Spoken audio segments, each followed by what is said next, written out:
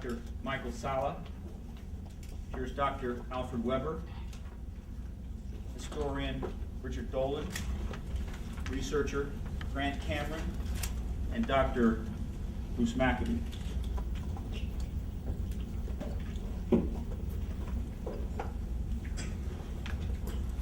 I'm here to announce that the second annual Exopolitics Expo, XConference 2005, was concluded on Sunday, April 24th. This event was produced by Paradigm Research Group. 26 speakers and panelists presented to 450 attendees over 3 days. It was a unique event which focuses on the political, governmental, and social implications of extraterrestrial-related phenomena. It is produced by PRG as part of the emerging activist movement seeking to end a government-imposed truth embargo regarding extraterrestrial-related phenomena. The keynote address was given on April 23 by retired Monsignor Corrado Balducci, who spoke in the United States for the first time regarding the religious implications of extraterrestrial beings. Balducci is the highest-ranking Catholic official to publicly speak to the question of an extraterrestrial presence engaging the human race. His views arose from his personal research and did not represent an official position of the Holy See. Nevertheless, they have drawn much interest and debate worldwide. During that evening, the second annual PRG Awards were issued, and these are as listed. For political courage, President James Earl Carter Jr. For courage in journalism, Jaime Maussan of Mexico. For courage in journalism, Billy Cox, currently at the Florida Today newspaper, Gannett chain.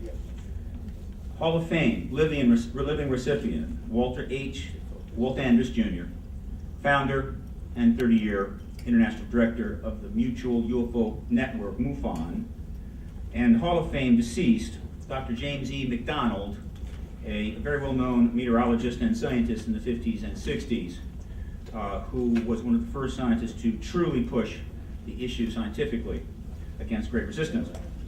And the Disclosure Award went to Monsignor Corrado Balducci. For perspective, the awards last year went in this manner. For political courage, the award went to Congressman Stephen Schiff for his efforts to secure records from the Roswell events of 1947 on behalf of his constituents, right, which he pursued with some vigor and great frustration, which he denoted publicly not too long before he died. Courage in journalism went to Sarah McClendon. Sarah McClendon was close friend. The room upstairs next to the Reliable Source restaurant is the McClendon room. One of the reasons is that room is that Sarah McClendon was one of the most fierce, independent, unbuyable,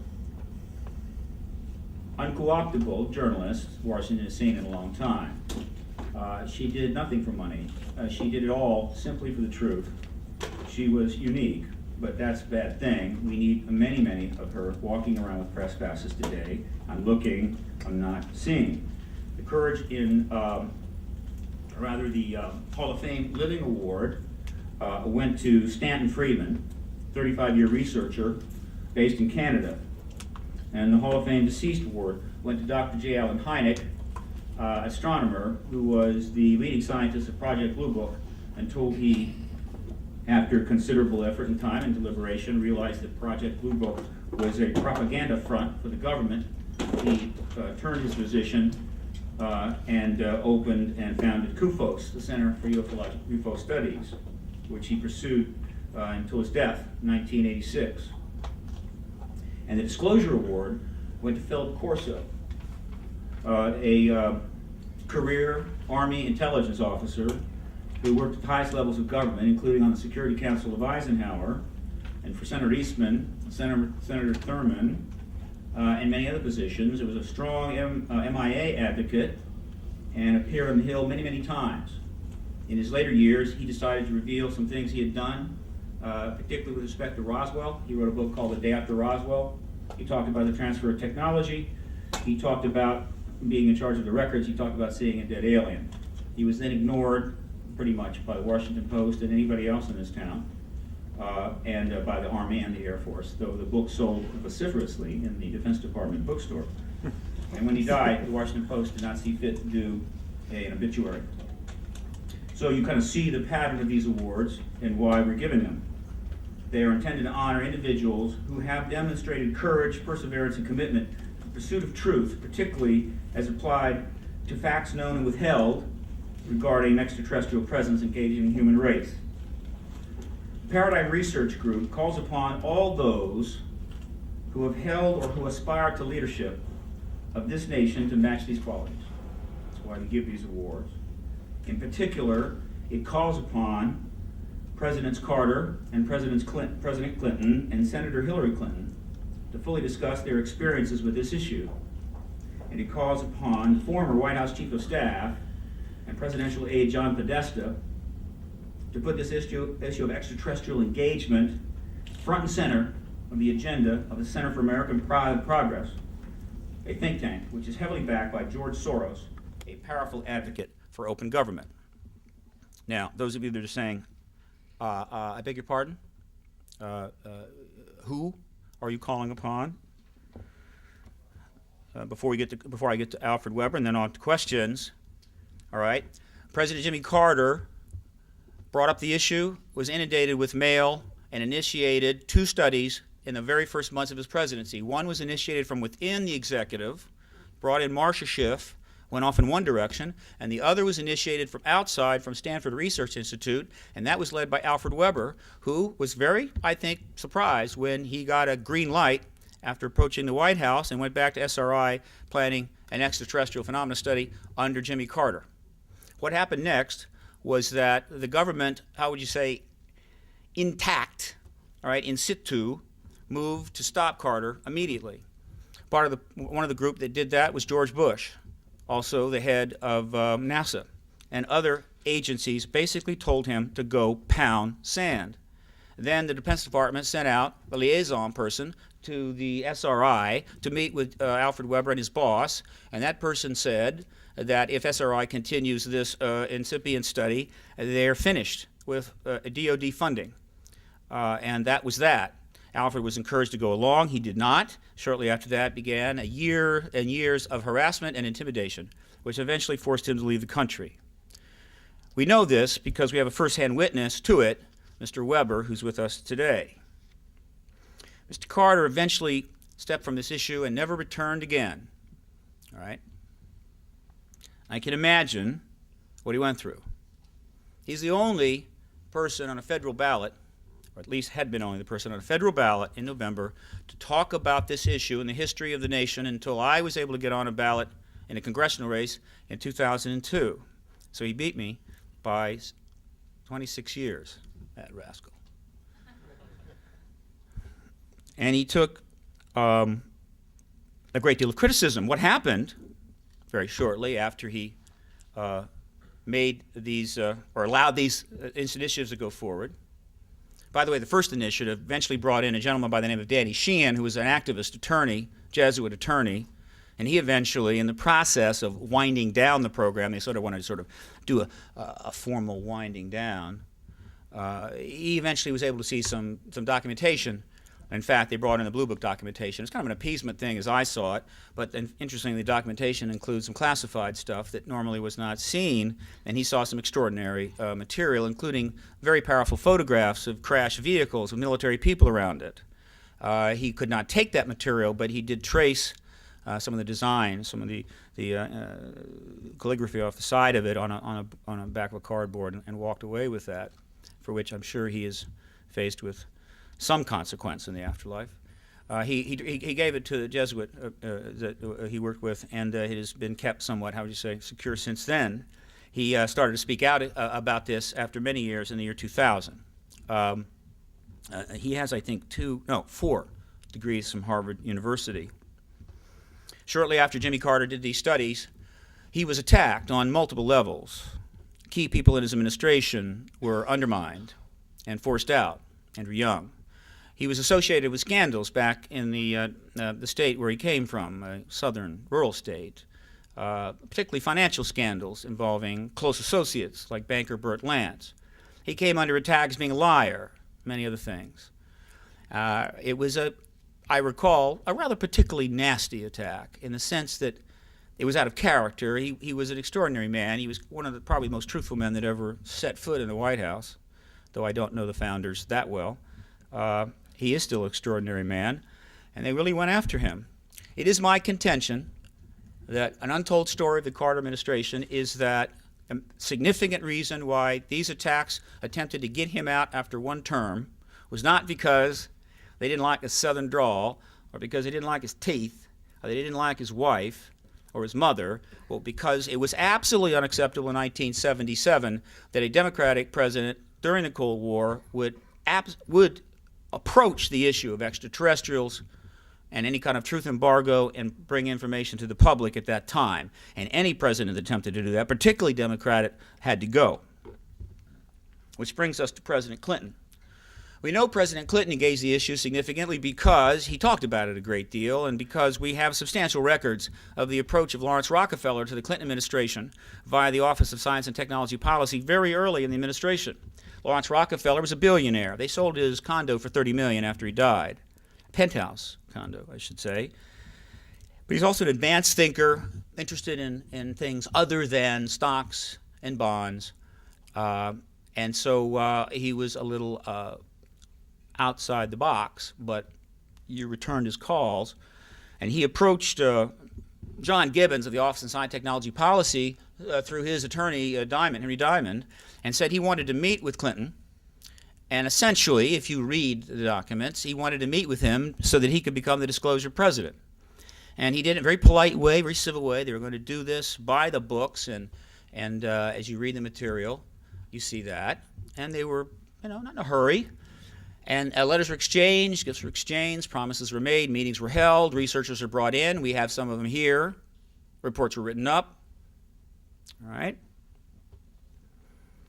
Sitting off to the side of this engagement in the OSTP was one of his key aides, John Podesta, who I am absolutely certain, though I can't be fully certain since his records are not accessible yet, what OSTPs were, because it was an exempt from the from the restricted law that would have kept it out of FOIA. I'm almost certain that John Podesta knew that something was going on in OSTP. I'm almost certain that Hillary Clinton knew that as well. All right. We also know that in the documents that the concept of releasing information about UFOs and about extraterrestrials was heavily discussed, and eventually there was an executive director order that substantially loosened up the classification schema and dumped a lot of documents out. Podesta was put in charge, and he takes credit for it today. So John Podesta knew about the initiative in the first months of the administration regarding Rockefeller, who was very knowledgeable on the subject. We also know that President Clinton and Hillary Clinton went to Rockefeller's ranch with some regularity, and we are fairly certain that this material was discussed there. We also know that a number of researchers in this field went to meet with Rockefeller at his ranch to discuss how this would be approached, and that the outcomes of these meetings were then used in the interaction with John Gibbons and OSTP. Melvin Laird came involved, Sheila Wignall became involved, and so forth and so forth and so forth. Now, they were all dancing around the issue in some degree, but understand there is this formal thing happening in Washington regarding this issue and a billionaire, and so they're dealing with it. We know this because we have the documents. These documents were in the office of OSTP. They by no means represent all the documents referring to this incident or this episode, but these are what we could get. A number of people, including Dr. Maccabee and Grant Cameron, FOIA'd the OSTP documents on certain keywords and received 900 pages of material, and in that was the record, at least from the OSTP perspective, of that initiative by Rockefeller, which lasted for about 3 years. I have a few samples of these. If a member of the press would like to review them, they're welcome to have them. We have more. And it's fairly certain that if the Clinton files and the Podesta files can be accessed with the appropriate time, and if it were possible to get access to Rockefeller's personal records, which I think are being held fairly close, we may find a lot more documentation. The most intense portion of this occurred during the first few months of the Clinton administration. During that period, Clinton started to respond to this engagement, though not directly in the documents. We know this because one of his aides wrote a book called Friends in High Places, in which he indicated that Clinton had asked him to go to Justice and look into the UFO question and ask around about that. And he went as far as to go to NORAD and ask around about that. Shortly after that, they started indicting Webster Hubbell for everything, including sinking the Maine. During this period, the attacks against President Clinton began to build. They would eventually build to a crescendo that was probably as intense as anything anybody in the modern era had ever seen. In fact, many press in this town, and I recall reading these articles myself, press from both sides of the political persuasion would scratch their heads publicly and say, yeah, it's a partisan town, and yeah, mistakes have been made, but we don't understand why they're using a nuclear bomb on this person because he wrote on the wall with crayon. It just didn't make sense, and the money mounted, and it mounted, and it mounted, and it was absolutely relentless. They tried to tie Clinton to some scandals back in his home state, a southern state. They tried to tie him to some financial scandals involving some financial close ties that he had back in his state. And they made them as big and as bad as they could, and they tried to bring him down. I think it's fair to say, without any disrespect to President Carter, that President Clinton is perhaps a superior politician. And he did not lose the election, and he continued. Now, that point is important for this reason. I believe that there is an unwritten story that I invite the political media of Washington, D.C. to look into. It has two parts, right? Part one, the unspoken, unknown reason that explained why Clinton was assaulted by several $100 million of attack to bring him down, in spite of the fact that he was shoveling money by the billions into the pockets of the wealthy in this country legitimately by creating a very fine economy and a lot of other nice things, was because of the extraterrestrial engagement by Rockefeller. That he, exactly like Carter, had raised extreme alarm bells in the NSA and the DIA and the CIA and other elements of government that would not allow, or were not ready to have, disclosure at that time, certainly under a Democratic president, and certainly under one who was so disliked by members of the military and the intelligence community. So disliked that in the first months of the administration, letters had to go out to line officers in the Army to inform them if they continued to insult the president in front of the troops during parade, they could be court-martialed. The second part of the story, which I think has got Pulitzer written all over it, is that I am, and I can't prove this, but so what? You know, give me a newspaper, a couple of $1 million, and a new Ben Bradley, and maybe I could.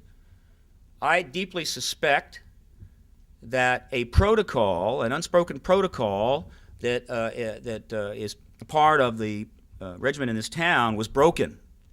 And it's a tough one, and it's one the American people don't know much about. And I'll describe it to you now.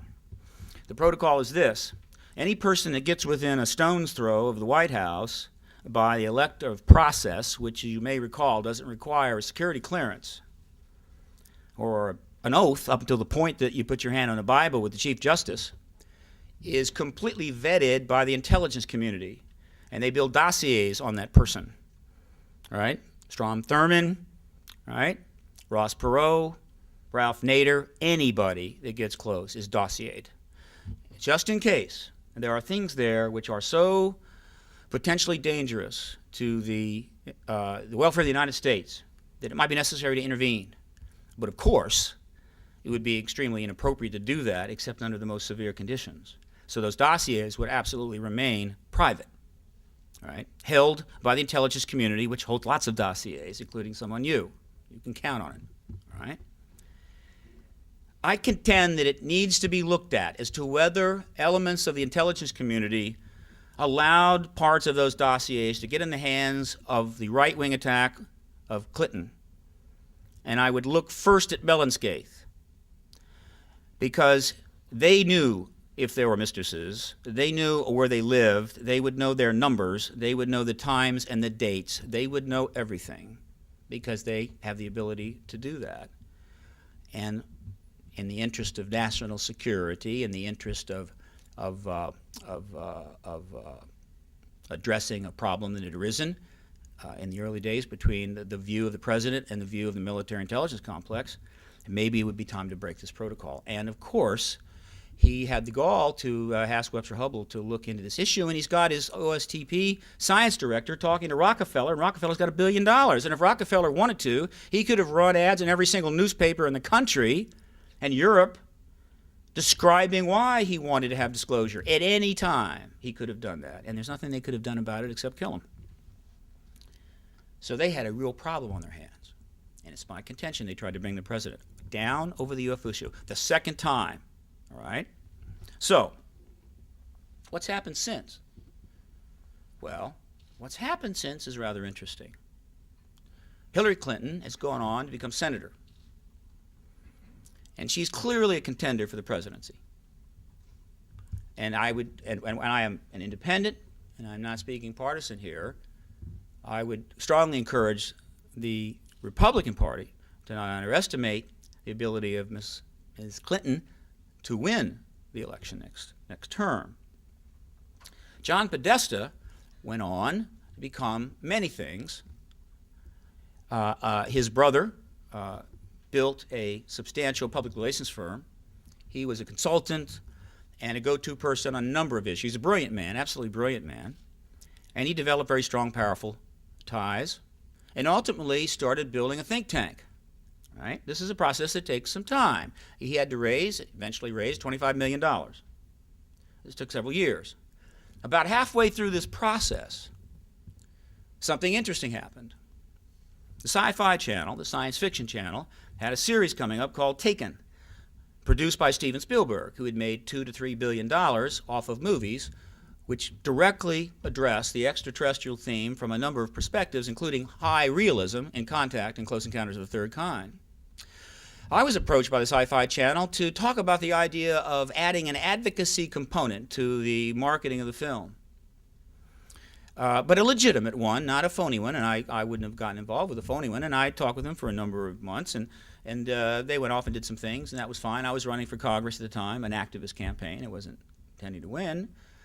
And eventually they did that. They formed an advocacy group looking to get information, looking to get the truth. It was set up, obviously, as a nonprofit outside of Sci-Fi Channel, but it was clearly backed by Sci-Fi Channel money, which was that time owned by USA Networks, and I forget who was above that, but Barry Diller was in there somewhere. He's always in there somewhere.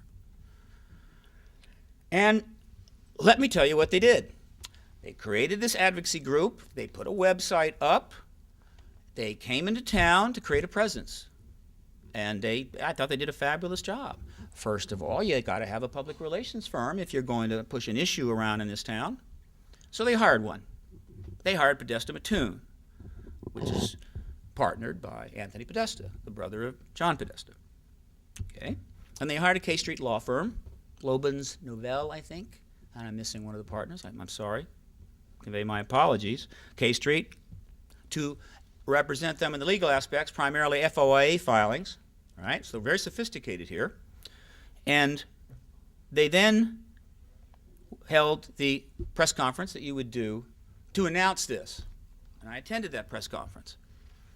And I was a little surprised when the press conference was opened by John Podesta, who was not formally involved in CFI, but he clearly was being a spokesperson. And he came up, it might have been in this room, and he said a couple of things. And what he basically said was that he was for secrecy reform, that he had released a lot of documents in the early days of the Clinton administration, and that he felt the material with respect to UFOs, or whatever you want to call it, needs to get out there, and there's material there that needs to be gotten, and it was carefully but very clearly stated. And after 5 minutes, he left the podium. Bonnie Hammer and some others came up and talked, and the Coalition on Freedom of Information was launched. Wonderful, pretty good. They spent a year doing some things. I'm not sure if they hit room temperature, but they did some things. They filed some FOIAs. They could make some documentaries. They had money. They had stuff that activists need, and it was great, and it was welcome. And the website is okay. And they did, and they went out and they tried to get some information from NASA and information on the Kecksburg case and some other things. Brian Gumbel was one of their documentary hosts, and then they had a second press conference, and this was exactly 1 year later, October 2003. And in that press conference, they came out basically to announce that they were not getting the information they wanted, and they're about to launch a lawsuit against NASA, which is good. I like that. And they needed to start that press conference off, and so the person that started off was John Podesta, who came in and for 5 minutes basically said what he had said the year before, but with a little more oomph, a little more pressure. You need to get these documents out, and if necessary, whatever. And these things are on file. You can go find them. They're on CFI's website, I believe. And if they're not, you can go CFI and probably get a copy sent to you. And then he left, and they proceeded to talk about how they're going to file this lawsuit. Now, 3 days after this press conference, NASA released some documents to them. I thought it was nice. 13 days after the press conference, John Podesta launched, after raising the $25 million, the Center for American Progress, a supposedly independent, nonpartisan think tank, right, with all the bells and whistles, fantastic website, the top people. It was quite a feat. $25 million was pledged, and a good chunk of that money came from George Soros. Now, that's notable. George Soros is a billionaire, controversial man, extremely aggressive politically, gave tens of millions of dollars to the Democratic Party, but where he really puts his money is he puts his money in the issue of open government. And he has funded open government organizations all around the world to the tune of hundreds of millions of dollars. So now George Soros has entered the picture. All right? What was most notable to me, however, and this is what the press need to consider and look at, is that in this period of 12 months, John Podesta, who was the White House Chief of Staff to Bill Clinton, who was engaged by Rockefeller on this issue and suffered tremendous attacks, was completely out of the closet on the extraterrestrial issue as a matter of releasing records, far advanced of Stephen Schiff. And he walked around this town untouched. Absolutely untouched. It's probably John now. Just a second. I can't take that call. This is a town that eats its young, right? And if anything, it does it more ferociously in the last 4 or 5 years that I'm talking about. The campaigns were close, and a major Democratic operative tied to the Clintons was discussing bringing the truth forward about extraterrestrials, and nobody in this town was touching him. Furthermore, right, he was getting his usual presence on television on a range of issues, though he didn't talk about this one. Right? I found that very notable. Now, it could be that the right was afraid of George Soros' money. Don't ridicule Podesta. He's sharp as a razor. And I got $1 billion. You get on him, I'll get on somebody else. That could be. If I had George Soros behind me, I'd go into almost any bar in town. Right? Don't know. All I want to know is, how can a former chief of staff of a president come out publicly for extraterrestrial release of documents on extraterrestrial phenomena and not be engaged by every network in town? Every network in town. That is a massive story. What is their protocol? What is their agenda? What is going on here? What is the editorial policy? What does it take for this issue to be engaged? Right? So, I want to close, and then I'm going to introduce Alfred by this. Here's the way I see it. I have tremendous respect for Jimmy Carter, believe me. I think he's a great man. But greatness just simply doesn't stop. It goes on. And if he needs to consider this. He was deeply damaged and thwarted to pursue the truth when he was president. He knows about this issue. He was stopped. Lord knows what was said to him. Lord knows what it took to stop this man from going in that direction. I think he needs to come forward and talk about what happened then, talk about his personal views on this, and bring this issue into play. He has the moral authority, and if he does so, I believe his legacy and his greatness will only be enhanced. Which brings me to President Clinton. President Clinton is a complex man. He has many years ahead of him, and he has a complex life because he has a wife who may be the first woman president in history. I respect that. These are serious issues to consider. However, if you're the president of the United States, former or current, and you know or have information with respect to extraterrestrial presence, it's not enough to make jokes in Belfast or refer to it occasionally regarding Social Security. You have an obligation to come forward and talk to the American people. And if you know for a fact, and this is another story that needs to be pursued, that it has come to pass, for whatever reason, that Democratic presidents do not receive the same information from the national security structure on this and other issues as Republican presidents, you need to talk about that too. Whether or not it damages the potential future politically of your wife. And there's potential legacy here. Legacy that will transcend even what he has dealt with. And that brings me to John Podesta. Actually, no, it brings me to Mrs. Clinton. Let's be real clear. I'd be very happy to see a woman president, Democrat or Republican. And I can fully understand, and I know, in fact, that this is going on right now, that Mrs. Clinton is considering a whole range of modifications of her views as she contemplates the presidency. And a whole lot of things might be modified and changed in order to be president. Some of those things one could accept.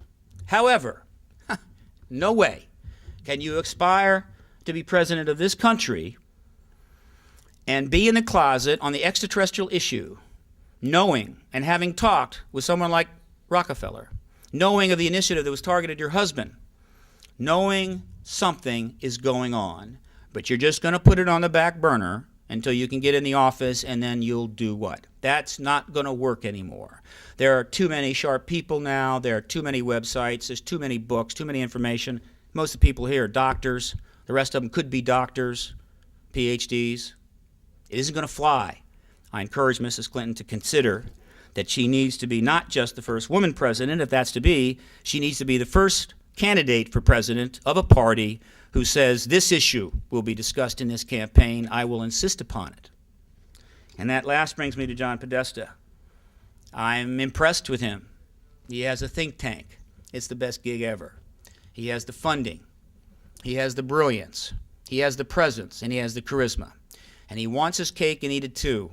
He wants to be able to go in front of the camera once every year and talk about how he released documents and how he feels that we should know the truth about this. But he won't put it in his think tank. He won't talk about it on the shows. He won't make an initiative. And there'll be no white papers, meaning I did my gig, and when disclosure happens, don't forget about me. That's not good enough. It might be good enough you just came out of grassroots and you worked your way up.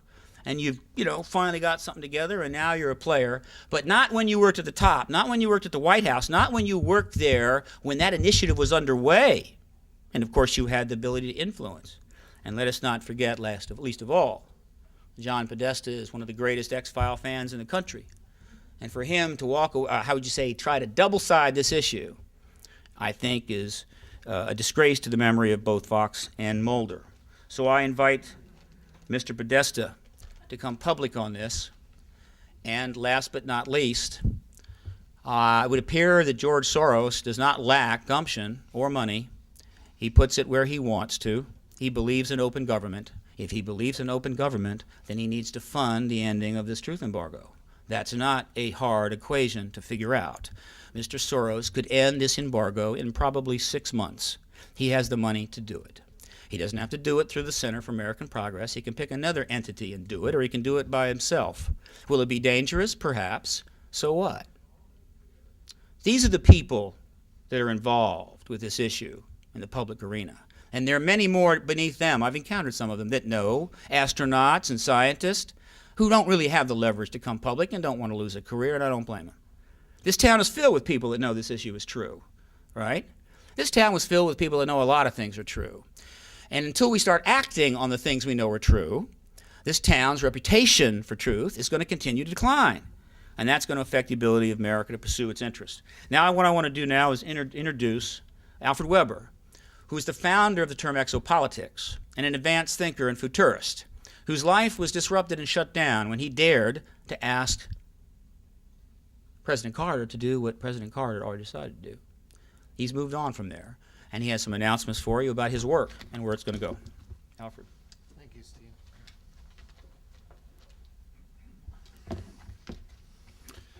Thank you. I have some copies of a media advisory here for those who'd like to take a look at it. My name is Alfred Weber. I'm the International Director of the Institute for Cooperation in Space. We're an educational nonprofit organization based in Vancouver, Canada, and in Vilcabamba, Ecuador. And we're here today to announce an initiative which we have already brought to the Canadian Senate in March of 2005, and which is underway in Canada. But we announce it today for release in the United States and sort of for kickoff in the United States. And we call it our Earth Day Exopolitics Initiative. As you know, April 22nd was International Earth Day, our home planet. And today's April 25th. And so this was the closest date that we could schedule to Earth Day. And so what underlies the purpose of this initiative is the present and future well-being of Gaia, our planet Earth. Basically, what we're calling on today is for the government of the United States to take the issue of extraterrestrial life, where it has been stuck in conflict and for the last 60 years, and take it out of the military intelligence agencies and put it into the Department of Education and the scientific departments where it belongs. Take it out of the threat scenario agencies where it is funded as a potential threat, and put it into the opportunity agencies where it is funded as a matter of education and advancement of knowledge for mutual benefit. And so we are calling upon the government of the United States in all of its branches and all of its administrative agencies to undertake a 10-year, what we call a decade of contact. In other words, a 10-year period of major federally funded public education about advanced off-planet cultures now visiting Earth. And this 10-year process would be funded public education, curriculum development. It's an acknowledgement that we live in a populated universe. What our scientific paradigm up to the 20th century has said, that all intelligent life ends at the geostationary orbit. And that's the orbit that's 22,242 miles out, at which you can put a satellite that stays stationary over you. We now know in the 21st century we need a new worldview, and that's the exopolitics paradigm. And the 21st century paradigm is that we live in a populated universe filled with civilizations that are intelligent and evolving, many of which are many years in advance of our own. They operate under universal law. They have universal governance systems. They are mediated by universe politics. And we, Earth, here on Earth Day, to acknowledge it, we're an entry-level planet. So we need a 10-year process of formal funded public education, scientific research, educational curricula development. Just think of what this will do to the textbook business.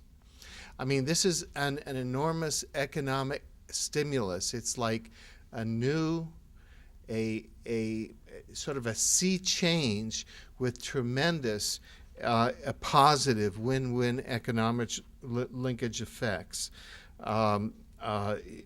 Implementation, strategic planning, community activities, public outreach about our full cultural, political, social, legal, and governmental integration into a larger universe society. We're in a situation of having been under a 60-year or so information embargo, so that we're in a position of complete official ignorance. And we need a sea change, and we need to open the doors of federal funding into education, scientific research, and acknowledgement of this issue.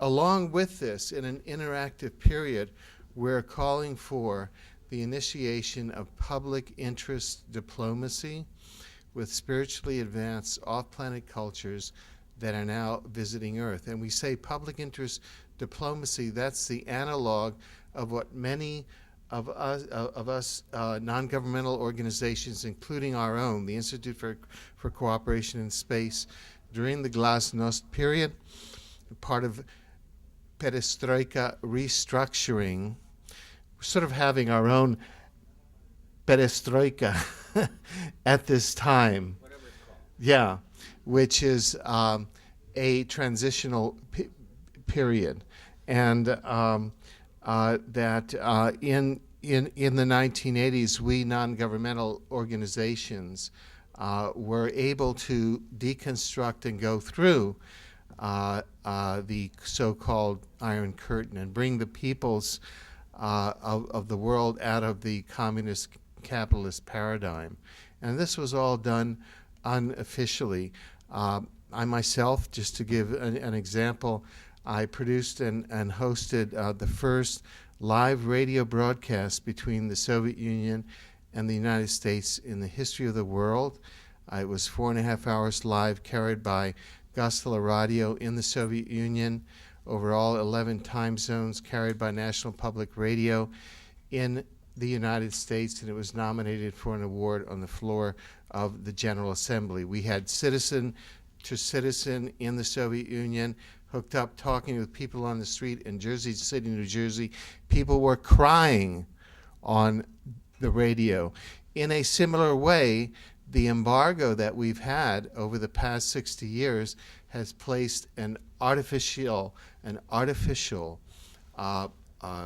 sort of barrier of ignorance and broken relationships with other civilizations that may be deeply related to our own, including genetically. So we are calling for these too. Now, this is not something that comes out of the blue, so to speak. This program of the Decade of Contact and the initiation of public interest diplomacy is firmly rooted in international law, and part of the embargo has been to attempt to erase on the public consciousness the fact that governments and international organizations have consistently voted. In Canada, in 1967, the Minister of Defense, Paul Hellyer, formally on behalf of the government inaugurated on June 3rd, 1967, the world's first extraterrestrial landing pad welcoming all galactic civilizations in peace. Moreover, in 1978, and when we filed and tabled our Exopolitics initiative in Canada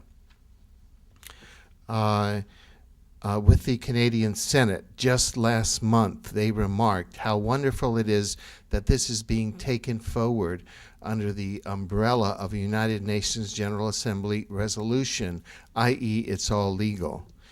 Because in 1978, the United Nations General Assembly, remember the General Assembly is 191 nations, approved Decision 33-426, stating that, quote, the General Assembly invites interested member states to take appropriate steps to coordinate on a national level scientific research and investigation into extraterrestrial life, including unidentified flying objects, and to inform the Secretary General of observations, research, and evaluation of such activities. That's how the Canadian Senate and we in Canada will be going forward. And we invite the United States government to go under the authority. They spoke so much of the authority of United Nations resolutions when they went forward in Iraq. Well, we can go forward with the extraterrestrial issue under the clear authority of United Nations General Assembly resolution in 1978. You may recall that the member nation, the sovereign member nation, which sponsored this resolution. The nation of Grenada sponsored it in 1978. It was approved in 1982. The United States invaded that nation and overthrew that government. So I think that this is very much, Steve, an example possibly on the international level of how, yes, governments are aware of the extraterrestrial presence, and yes, some very violent things have been done, such as invasions of member states who sponsor resolutions at the international order. Fortunately, international law prevails. Justice is part of the natural order. We all know from jurisprudence that justice exists on planet Earth as a natural principle. All of our social laws are based on it. Justice exists on the moon, justice exists on Mars, and justice exists as a natural principle on Alpha Centauri. So we are part of universal law. We are part of universe society, like it or not. It's better to go in under a condition of understanding where we can understand fully what we are doing, respect all of our sovereignty, respect all of human and individual rights under the U.S. Bill of Rights, under the U.S. Constitution, under the Charter of Rights and Freedoms, of the Canadian Constitution, for example, and under the UN Declaration of Human Rights, for those who may have some thoughts that integration into universe society may be a threatening thing to human sovereignty. I would submit that universe governance adheres more to the principles of universal law than does several important terrestrial governments. To sum up, we, the Institute for Cooperation in Space, we have been active here in the United States for the last 4 or 5 years. Our bill, the Space Preservation Act, H.R. 2977 and then H.R. 3616, H.R. 3657, to permanently ban all weapons and warfare in space, has been part and introduced into the U.S. House of Representatives since October 2001, introduced by Representative Dennis Kucinich of Ohio. We are now rolling out our exopolitical initiative, and in coordination with the XPAC and with other groups, we'll be moving forward with an educational agenda with all candidates for political office in the Congress and for candidates in both 2006 and 2008, with policy statements and bills and implementation of this, and with what we call the exopolitical platform, which is that a candidate would pledge, as Jimmy Carter did in 1976 in Wisconsin during the campaign. He did make this pledge, which he, in good faith, attempted to move on during his campaign. We're going to ask on a nonpartisan basis, Republican, Democrat, Green Party, Libertarian, et cetera, 3 elements. Number 1, open acknowledgement that we live in a populated universe, or that this question should be looked at. Number 2, commitment to an open decade of contact, a 10-year period of federally funded education, scientific research, curriculum development, et cetera, et cetera. It's going to take a village to get us wise again. And number 3, public interest diplomacy, the initiation in conjunction with the decade of contact of public interest diplomacy. And we're going to be approaching all of the candidates. So we're publicly announcing that today. Among the first persons that we will be approaching will be Representative Dennis Kucinich, who has introduced our bills on the space preservation issue in the past, and who we hope will have the courage, the political courage, to step up and put in the hopper a bill for the exopolitical initiative. We're also, we have put this platform also into a book that's just being released this week. It was released at the Exopolitics conference, Exopolitics, Politics, Government, and Law in the Universe, which sets out this platform in detail. I want to thank you very much for your patience, for listening to us, and opening up to any questions you may have of Steve and others. Thank you. Thank you, Albert. I neglected to mention that all the gentlemen here were part of 27 men and women who presented at the XConference this last weekend. One of the things, the XPAC he was referring to is the Extraterrestrial Phenomena Political Action Committee, which I founded in 1997, is still the only political action committee in the United States which addresses this issue. All right, we will have a limited amount of time to take questions. Anything goes here. Please don't hold back, and I may defer some of these questions to our support panel. Yes. Well, the question is to Grant. Can you actually describe what President Clinton said about UFOs and what is the source of that information? Kennedy and UFOs. The problem is, on the record, he really didn't say anything on the record because the indications are from all the files is that President Clinton really didn't know too much about what was going on. Excuse me, Grant. It's important. Forgive me. Would you please start that answer over again, but at the mic? And I'd like you all to come to the mic when you're asked some questions. It's important. We need to have it on tape. The problem with what President Clinton said is President Clinton has never really been put on the record by the press corps on the subject of UFOs. I think the statement you're referring to is according to Stephen Greer, who talked to Sarah McClendon, the longtime White House reporter. Sarah McClendon finally went up to Bill Clinton and said, why don't you do something about this UFO thing? And Bill Clinton said, Sarah, there's a government inside the government and I don't control it. And we now have a second indication that President Ronald Reagan may have said basically the same thing on this whole question. The thing is that in 50 years, the president has never addressed a question on UFOs, not since December of 1954 when President Eisenhower faced a question on UFOs. And the importance of that is if there are extraterrestrial intelligence visiting this Earth, which I and many other researchers around the world believe, it is the most important issue of our era, and it is an issue that should be addressed by the president. The problem is that when you look at the president, it appears that a number of presidents are not being told the truth or not being told what is going on, which I think, being a Canadian, is a very serious constitutional problem for the United States if the president doesn't know what's going on. By the way, I'd like to mention that Grant Cameron has actually, for 10 years, been researching the interaction by all presidents of the United States in the modern era with this subject matter, and has compiled a manuscript about, I think it's 550 pages, and it has 450 footnotes. I am co-author of that manuscript, and we are awaiting a publisher who has the fortitude to print it. Another question? Yes, Rodney.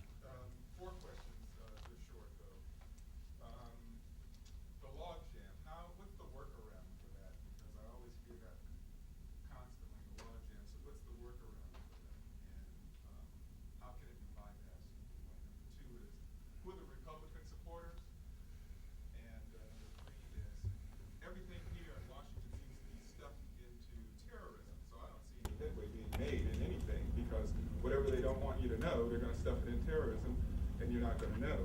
And the last question is, how is it that whatever entities exist already aren't here, and those could be the perpetuators of white man's burden, educating savages, slavery in the United States, and the list just goes on and on. So if the entities are already here, and they're entrenched, then I don't see any movement in that either. Those 4 questions.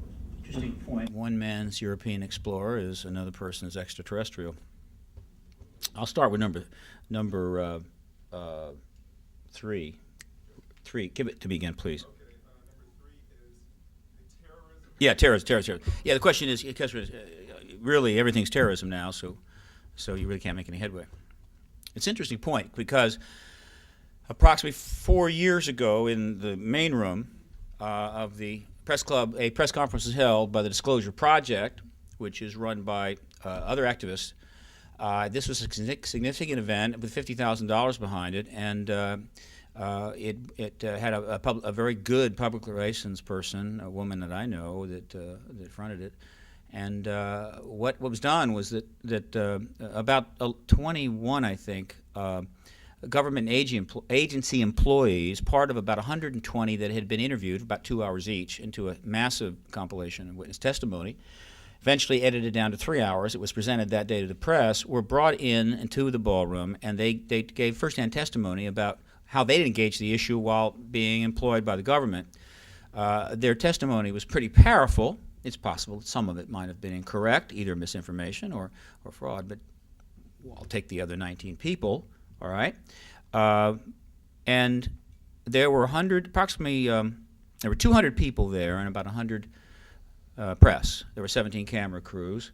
It was an extensive and important conference. I know for a fact that ABC News was planning follow-up. International press was quite interested, and there's no telling what might have happened.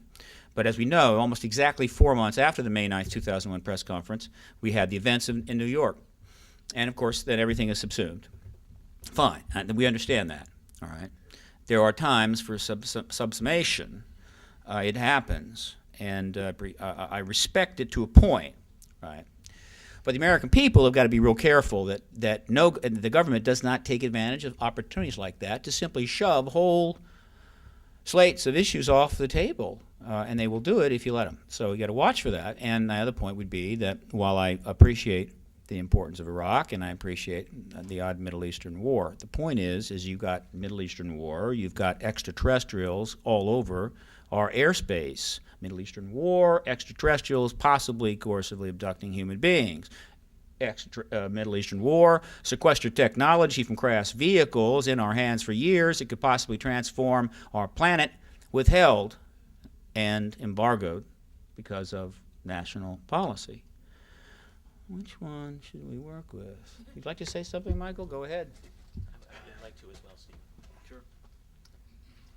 Michael Sala, I want to address that first question of the logjam. How do we address that? I think we need to look at the way in which a number of individuals who are coming forward with information concerning classified projects involving extraterrestrial vehicles, involving extraterrestrial biological entities, how these projects systematically keep this information from the general public. There are many whistleblowers who have come forward very bravely to reveal some segments of these projects, some of the information that they have been privy to.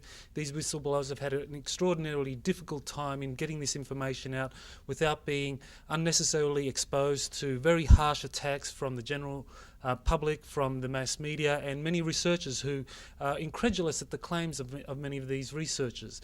Of many of these whistleblowers.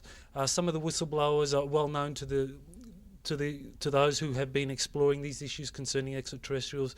People like Colonel Philip Corso, people like Master Sergeant Robert Dean, Sergeant Clifford Stone, who have revealed aspects of their involvement with various projects where these extraterrestrial beings were part of the ongoing activities that national security agencies have been conducting in secret without revealing this to the general public. These whistleblowers come forward risking their reputations, risking their retirement packages, risking even their personal safety and the safety and the careers of their family in disclosing this information without any protection at all from federal government or from any public agencies interested in whistleblower testimonies. Whistleblowers generally are protected under federal statutes, but when whistleblowers come forward to reveal information concerning classified projects, there is no protection. One of the whistleblowers who has recently come forward has addressed the third and fourth questions I believe that you raised. That is Charles Hall, who is a whistleblower that was brought into the public by another investigator, a prominent researcher, Paola Harris, who couldn't be with us today. But what was revealed by Charles Hall in his testimony and in the investigations I'm conducting, along with some others such as David Coote, who is also here today, is that Charles Hall was involved in a classified project at Nellis Air Force Base from 1964 to 65, where he directly encountered extraterrestrial biological entities that had reached agreements with the United States Air Force, where these biological entities would exchange technology and information concerning their propulsion systems, concerning their navigation, in interstellar flight and transportation. And in exchange for that, the United States Air Force was giving basing rights to these extraterrestrial beings, was giving various resources such as metals, titanium metals, also clothing and food resources, presumably for off-world bases that were supplied by these resources.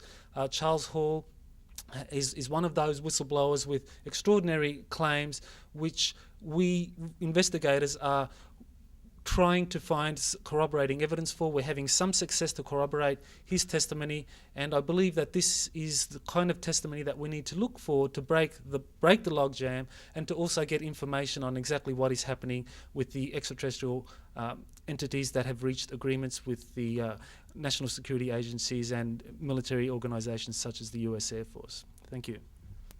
All right, Richard Dolan, the author of the National Security State. I want to come back to your third question regarding the connection with terrorism, because I think that the issue of unidentified aerial objects connects to this. There have been, in these excellent presentations, there's something missing for the general public in the mainstream media, and that is the indication that this is a real topic. And what I mean by that is the testimony of whistleblowers is essential and needs to be followed up because it's legitimate, and because we are not on a level playing field in the sense of trying to get information out of our government on some of these issues. However, it has to be recognized that even in the official literature, there is an overwhelming mass of proven, real government documents that have been released largely through the Freedom of Information Act that show decades of, for example, airspace violations, very sensitive places by objects doing what appear to be the impossible. We have these documents from the 1940s, we have them from the 1950s, we have them from the 1960s, 70s, 80s, and beyond. So these airspace violations continue. They are provocative, they are at times seemingly confrontational. You have pilots who have been charged with going up to get these things, and they have described them at times saying, yes, it appears to be a metallic disc-shaped, there it goes. And that has happened. Now, this happens to this very day. In July of 2002, right here in the Washington, D.C. area, there was yet again a airspace jet chase by two F-16 jet interceptors charged, which were chasing a bluish object right outside D.C. In fact, we have one of the key eyewitnesses here in this room today. This received some play in the Washington Post and a little bit of mainstream media, then, of course, fell into the black hole of the media, never to be discussed again. What were these objects that were able to outperform F-16 interceptors in a post-9/11 America? What is going on? Now, if this is a connection to terrorism, I don't know, but it's certainly quite significant. And now, where is the media in following up on this? In addition, there are reliable, absolutely positively locked down reports of objects that are perfect triangles traversing the skies of this country and indeed world. What are these things? Who's making them? Is this, as some people speculate, some deep classified black project within the bowels of the U.S. defense community? Maybe, maybe not. There is evidence to show that for the last 15 years at least, U.S. scientific military personnel have been experimenting with craft that do not appear to use traditional aerodynamics. That is, that they appear to be using some form of field propulsion known as anti-gravity. This is very well evidenced due to aviation watchers out in the western U.S. in particular. So there's something going on. Now, if this is classified project, fine. But you know what? You are a citizen of the United States of America. That means you are the citizen of a republic. That means you do have a right to know what your tax dollars are going toward if this is a 15-year project. It's an expensive project. That means it has to do with your money. And if nothing else, this is an issue, therefore, that is concerned with fiscal responsibility, to say nothing of the technological implications, to say nothing of the political implications of a culture of secrecy that has descended over this society. So there are many, many connections with the UFO phenomenon, if we want to call it that have to do with the terrorism issue, that have to do with all kinds of public policy issues. And one thing I would encourage mainstream media, any journalists who are here or are listening to this, is to start asking questions about who is operating some of this technology. Forget the question, for the moment, of aliens or ET.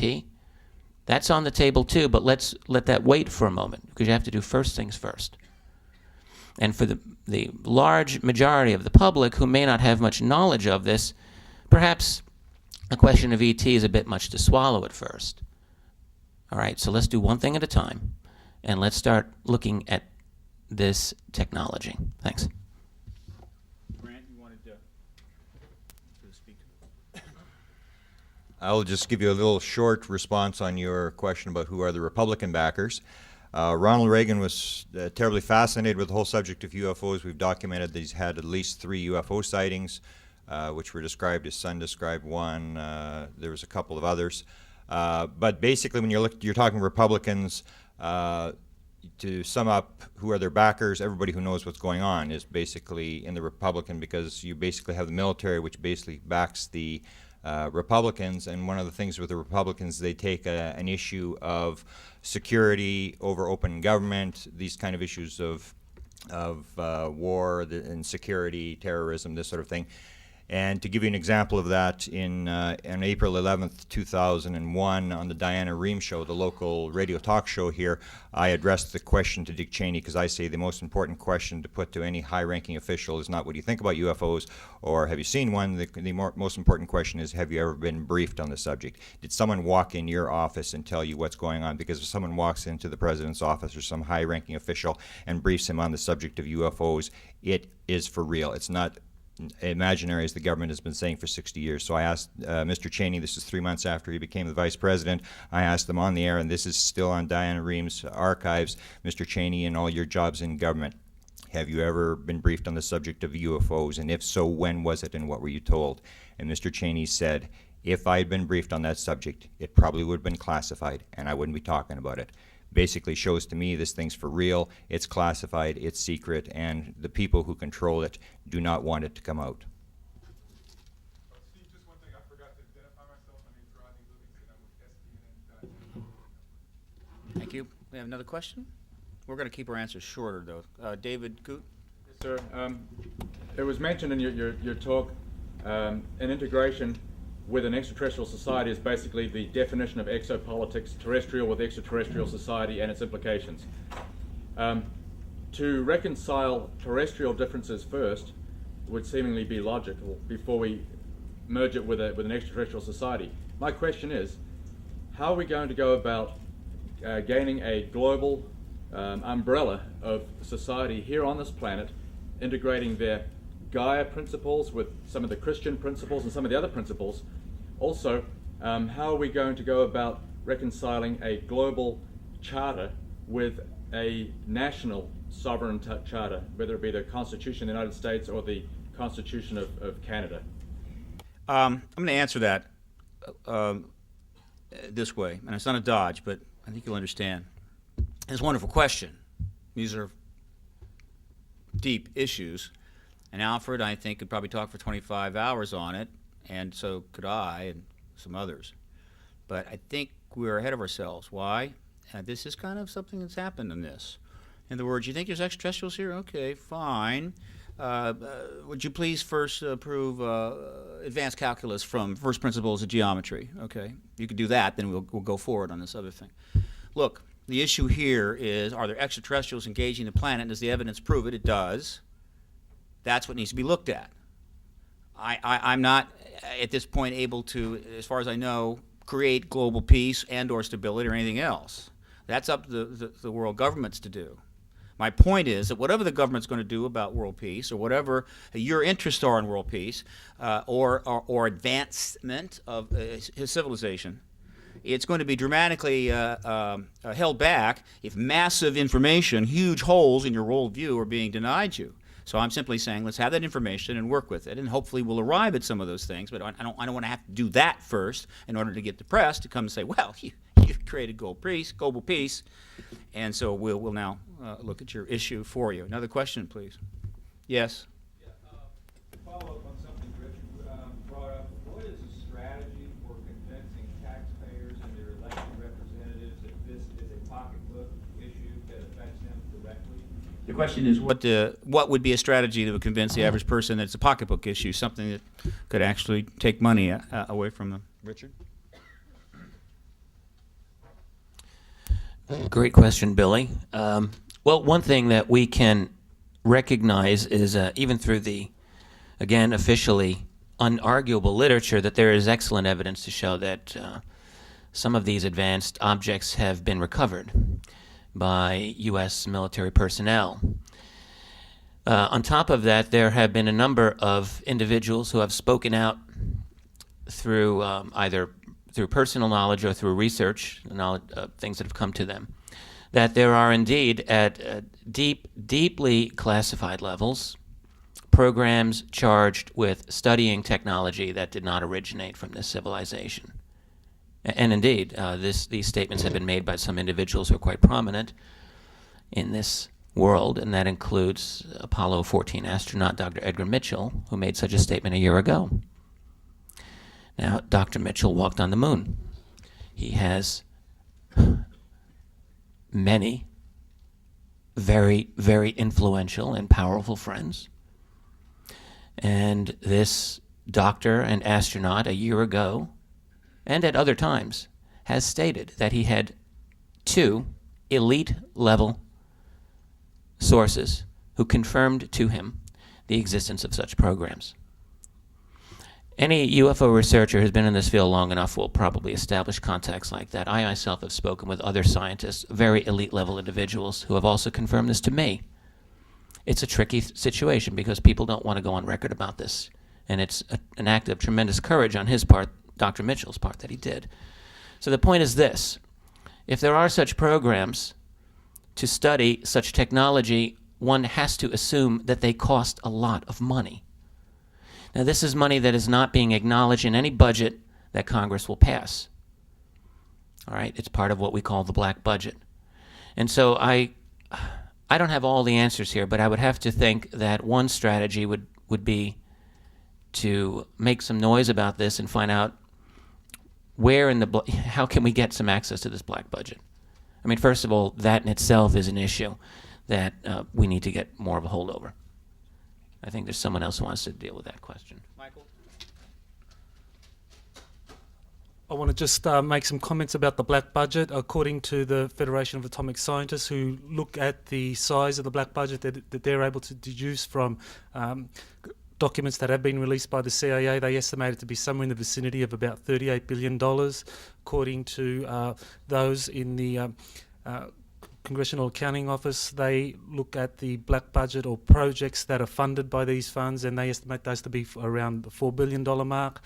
According to the investigations of various ways in which organizations such as the CIA funnel money into these black budgets, into these covert projects that are used for supposedly extraterrestrial technologies and projects associated with extraterrestrial biological entities.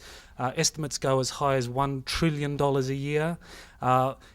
Supporting evidence for that high amount for the black budget comes from Inspector General reports that have been released for the Department of Defense in 1988, 1999, and the year 2000. These, the accounting or the auditing of the Department of Defense came out with $1.7 trillion that could not be accounted for each on average for those 3 years. In the subsequent years, 2000, 2001, the Inspector General of the Department of Defence could not come up with a figure. He could not do that. Subsequent years, 2002 and up until this time, the Department of Defence has not had to do this rigorous auditing mechanism because the Bush administration has let them off the hook. Dr. Robert Wood. Yeah, I began on this topic by trying to do reverse engineering on gravity control devices in 1968, but now I'm officially looking at leaked question documents.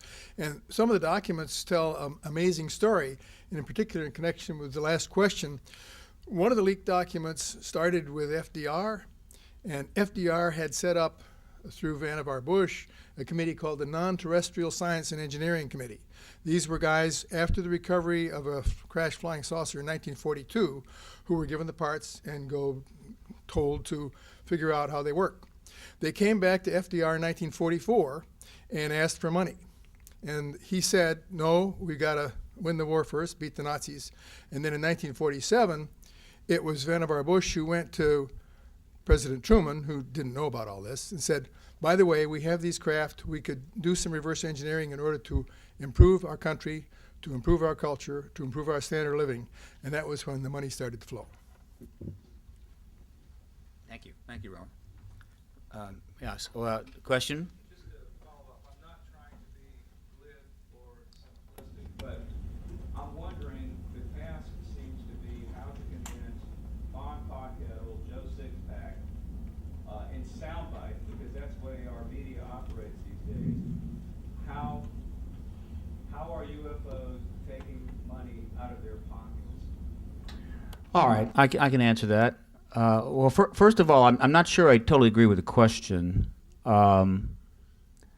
are plenty of things that happen to a nation of our size and sophistication that need to be dealt with without having to go and convince Ma and Pa Kettle, right? If there is such a thing. Grassroots organization that we're trying to get. I'm just trying to get an idea of how you would communicate, because I think it's got to be a pocketbook issue.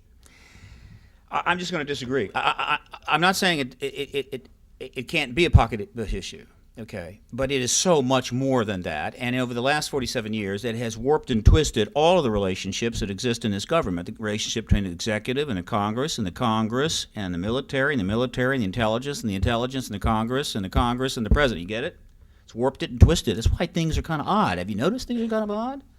Been odd for some time. It's like a massive gravity field in the middle. It's just messing everything up. That's not good, right? So right there, you know, I really don't care whether Ma and Pa Kettle are not getting all their due.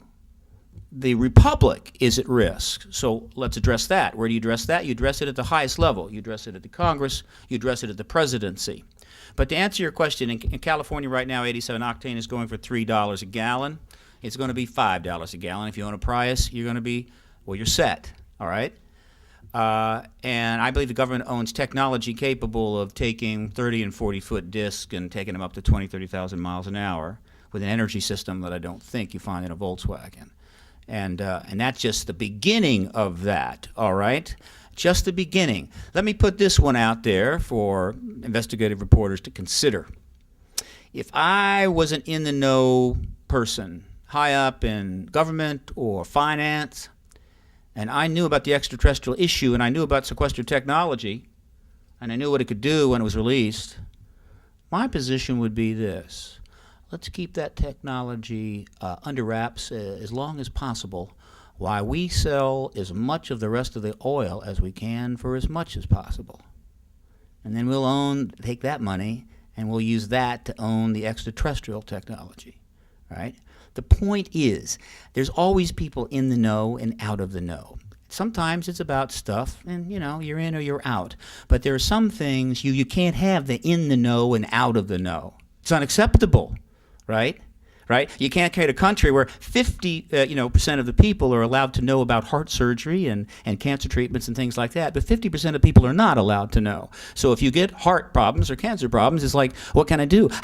Really can't help you.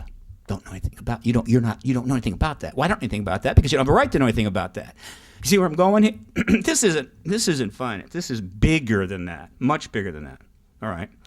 But I think Alfred wanted to respond. Just a second. We have a tape change? Okay. We're pushing. Okay. Go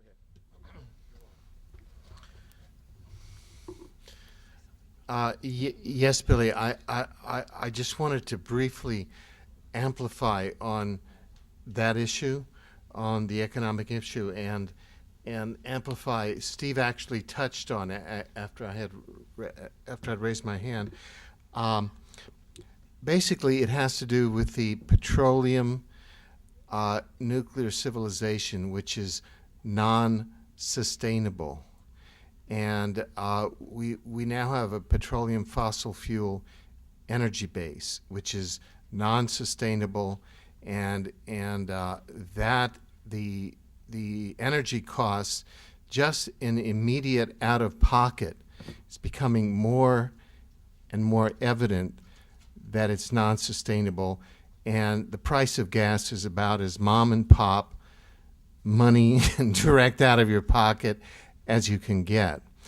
And part of the Exopolitics initiative is the move toward new clean energy sources, and some of the quite apart from what is held, may or may not be held in secrecy here, and part of that is new energy technology that may be held in secrecy, either as a result of reverse engineering or as a result of secret government R&D. Some of the scientific remote viewing experiments, which are replicable, which have been engaged in, suggest that off-planet cultures, which are relatively close to our own, in level of civilization, that is, say, 150 years in advance of ours, have achieved what they call free energy, or next step after sustainable energy sources. And if we have authorized and systematic planetary and cultural and economic exchange and integration with them in an open and transparent way, it may well be that one of the byproducts of that in an open context will be the being able to release the fossil fuel economy, which is now being held in place artificially, and move on to more advanced technological forms. So that's a very real appeal that even a 6-year-old kid can understand, and that relates directly to the price, your gas bill at the end of the month, your electricity bill at the end of the month, your food bill, because one of the largest components in food is energy, your bill at the gas pump, all of that, because right now our entire civilization, we're in a fossil fuel civilization running on fossilized dinosaurs. We're about to move out of that. I'm going to get Michael, but first I want to mention something.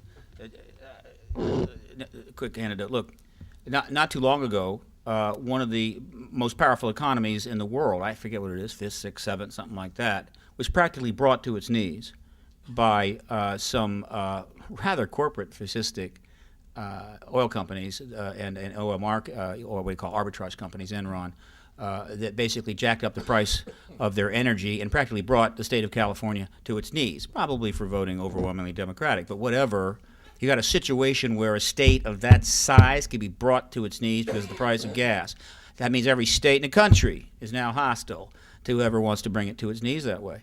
And that's within our country. That's happening also internationally, okay? And let me also point out that our own government has had several reports from the CIA and the Defense Department within the last few years predicting, right, serious global warming, major flooding of coastal areas, as well as wars over water, right? This is our own reports that are coming out, all right? In other words, these are called this is seaway and plausible deniability. They put these reports out now so that when you're standing 9 feet deep in your condo in Boca Raton in about 10 years, they're going to say, well, we did give you the report. Now, we didn't do anything about it. We had the technology, but unfortunately the truth embargo took precedent. In 47, 57, 67, 87, 97, 207, it always takes precedent until it stops taking precedent. Then I think it's a matter of the public to decide that. The press needs to play a role. Yes. I just want to address that question of how it makes a difference to the ordinary taxpayer. The federal budget is approximately $2.4 trillion a year. We know that the black budget is in the vicinity, or many estimate it to be in the vicinity of around $1 trillion a year. Most of that money comes from appropriated funds that should be going to services provided by Housing and Urban Development, Veterans Affairs, Education Department, Health Services. So that means that a lot of these departments that provide funding for various programs that affect ordinary taxpayers, those that require health benefits, education, subsidised housing and so forth, that is not going to them. It is actually being funneled in an illegal or extra-constitutional way to these black projects. So it makes a direct difference to the ordinary taxpayer. Grant Cameron, very quick. Billy, to address your question, I think, first of all, what you got to do before you go to convince the taxpayers that their money is being spent on black budget UFO-related stuff is you have to establish to the American public that the UFO thing is for real. I was just at the Truman Library. They have a little thing at the Truman Library, the little plaque. It sits on Truman's desk, and it said, "The buck stops here." First thing you do is you address it to the President of the United States. Have you been briefed? If he says yes, the second question is how much of the money that's being spent is being spent on black budget projects. First, you got to establish that this thing is being covered up by the government, and then you go to the guy that's running the show. Yeah, we've mentioned some terms here. I want to clarify here since we seem to have the stage. Look, there's a very central term to all of this, and the term is disclosure. Exopolitics is also a core term, but disclosure is a subset of that in a way and comes first, okay? Exopolitics is being driven by disclosure and the disclosure process. Disclosure as it is being manifest in the activist community, which includes Paradigm Research Group and the Disclosure Project and XPAC and other organizations, right, is a very carefully defined term, all right? It means this and only this. It means the formal acknowledgement of the extraterrestrial presence by the governments of the world, most likely starting with the United States government. That's all that it means, nothing else, all right? What happens after that is post-disclosure, which is to say the government discloses there's extraterrestrials. Then we will all get together and decide. Some of us will want to play, some won't care, whatever, decide whether, okay, we will then look at this new situation and see the energy implications or the international implications or whatever implications, all right?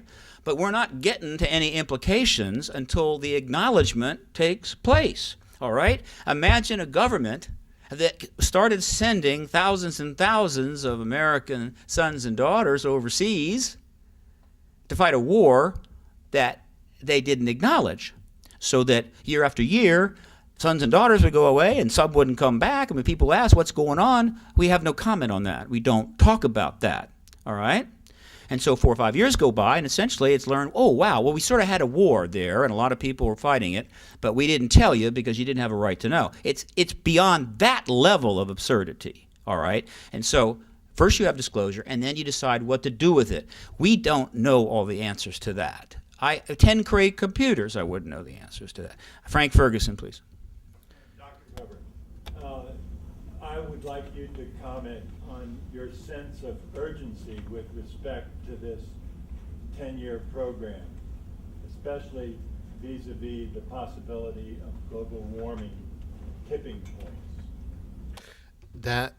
That's an excellent question, and to reframe the whole issue of of the UFO phenomenon in that light, there's a certain way that we can reframe the UFO phenomenon, in fact, as a form of multidimensional communication outreach from an organized universe society to our terrestrial society to get our attention. And the reason why it began 60 years ago is that we may be now going into a period of severe environmental stress, so that the UFO phenomenon may be goal-oriented to help our planet planet face what may be an unprecedented period of environmental stress. With regard to global, there are two issues. One is with regard to global warming, and the second issue is with regard to certain galactic events. With regard to global warming, I recently was in contact with the head of the atmospheric sciences at a prominent Wellington University in New Zealand, and he's a member of the global group of 1,000 scientists from 100 countries, each of whom are peer-reviewed. And his statement is that, quote, global warming is such that it is likely that human civilization, and I'm quoting, will be extinct as we know it by the end of this century. And that is with the effect of with the effect of global warming. And global warming is, according to him and to the best science, and this is all up on the internet. You can go to exopolitics.com and you will see it from his reports, is that our global temperatures are at the highest point in 3.5 million years. That's from the solar system effects. And on top of that, we have the greenhouse gas due to our fossil fuel economy. And if this continues, and if governments continue to try to deconstruct and defy even introductory measures like the Kyoto Treaty, well, that trend line may well accelerate itself. My fellow futurist at Stanford Research Institute, back when I was then during the Carter administration, Peter Schwartz, who's now president of the Global Business Network, in March of last year released a study commissioned by the Pentagon called the Abrupt Climate Change Study of about 2010 to 2015 to 2020, which is that the Gulf Stream ocean current climate systems collapse from global warming around 2015, and carbon dioxide is invisible, so we think, oh, things are going along fine. But if we have a collapse of those systems, we would have abrupt climate change.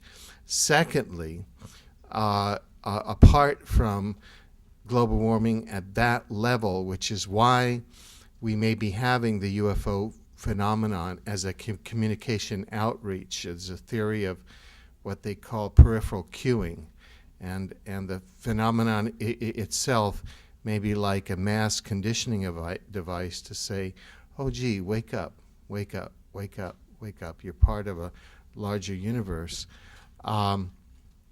Is that, and this is based on the work of Dr. Frank LaViolette and others, is that if we look at the galaxy itself, our Milky Way galaxy, it's a highly unstable entity. It's almost like a big volcano. And in fact, the Mayans had a word for the center of the galaxy called Hunan Kub. And in February of this year, February 18, 2005, NASA held a remarkable press conference. And at that press conference, it revealed that the gamma ray outburst from the explosion of a massive neutron star in Sagittarius approximately 45 million light years ago, reached the Earth on December 27, 2004. And looking at all of the evidence and even taking into account all of the plausible environmental war theories about the cause of the December 26, 2004 tsunami, it appears that the most plausible, by Occam's razor, explanation for the tsunami of December 26, 2004 was the gamma ray outburst of the neutron star explosion, which may well have been accompanied by what they call a galactic superwave. And a galactic superwave is a wave of energy that comes out from the center of the galaxy, where when the galaxy itself, which is an unstable body, has it's almost like a volcano. It'll have eruptions, boom, and then these waves go out, and it has various cycles in its eruptions, various cycles which are all measured and which are on the internet. Again, you can go to exopolitics.com and it's all there. And these are, one of the cycles is the 13 and a 26,000 year cycle. And so there's a very good case that the tsunami of December 26, 2004 may have been caused by a galactic superwave, which is accompanied, and it, partially also by the gamma ray outburst. The significance of this is that galactic superwaves can last 100 up to 1,000 years, and so we may now be feeling the beginnings of a period of extreme stress on the Earth system. And you may notice we recently had 4,000 earthquakes off a few hundred kilometers off the coast of British Columbia. There's vast changes in seismicity around the planet and in volcanic eruptions. And the 26,000 year period is scheduled to be triggered on around December of 2012. This has been mapped by various ancient tests, and including the Mayan calendar. So it may well be that this is a known galactic event which will bring a lot of stress to our planet, and that the UFO phenomenon, this is a hypothesis and a reframing of the UFO phenomenon in a longer time frame and a different context, but that it is a communication outreach by Universe Society to say, at this time, you're an entry-level planet and you need to become into contact with our planet precisely because of the technology and because we have resources that will help you upgrade your planet, transform out of the permanent warfare state, and come into a position where you can begin to better transition and survive these environmental stresses. Thank you. You just got a sample, okay? Alfred, I'm an activist, all right? Alfred is a futurist, all right? So I approach things one way, he approaches them another. And of course, there's 1,000 other varieties of intellectual encounter, all right? You just got a sample of the kinds of things that come into play to consider and examine when you enter the world of exopolitics, which means you enter the world of the Earth and the rest of the universe. Remember, it used to be Europe and the rest of the flat, and then it used to be whatever, and then now and you bring that into play. Suddenly, you got I think a whole lot of students are going to find the school a lot more interesting. We haven't even begun to get there. Alfred's trying to get there ahead of us. It's not easy, right? But that's just a taste of it, right? For those of you who are getting bored with the standard textbooks.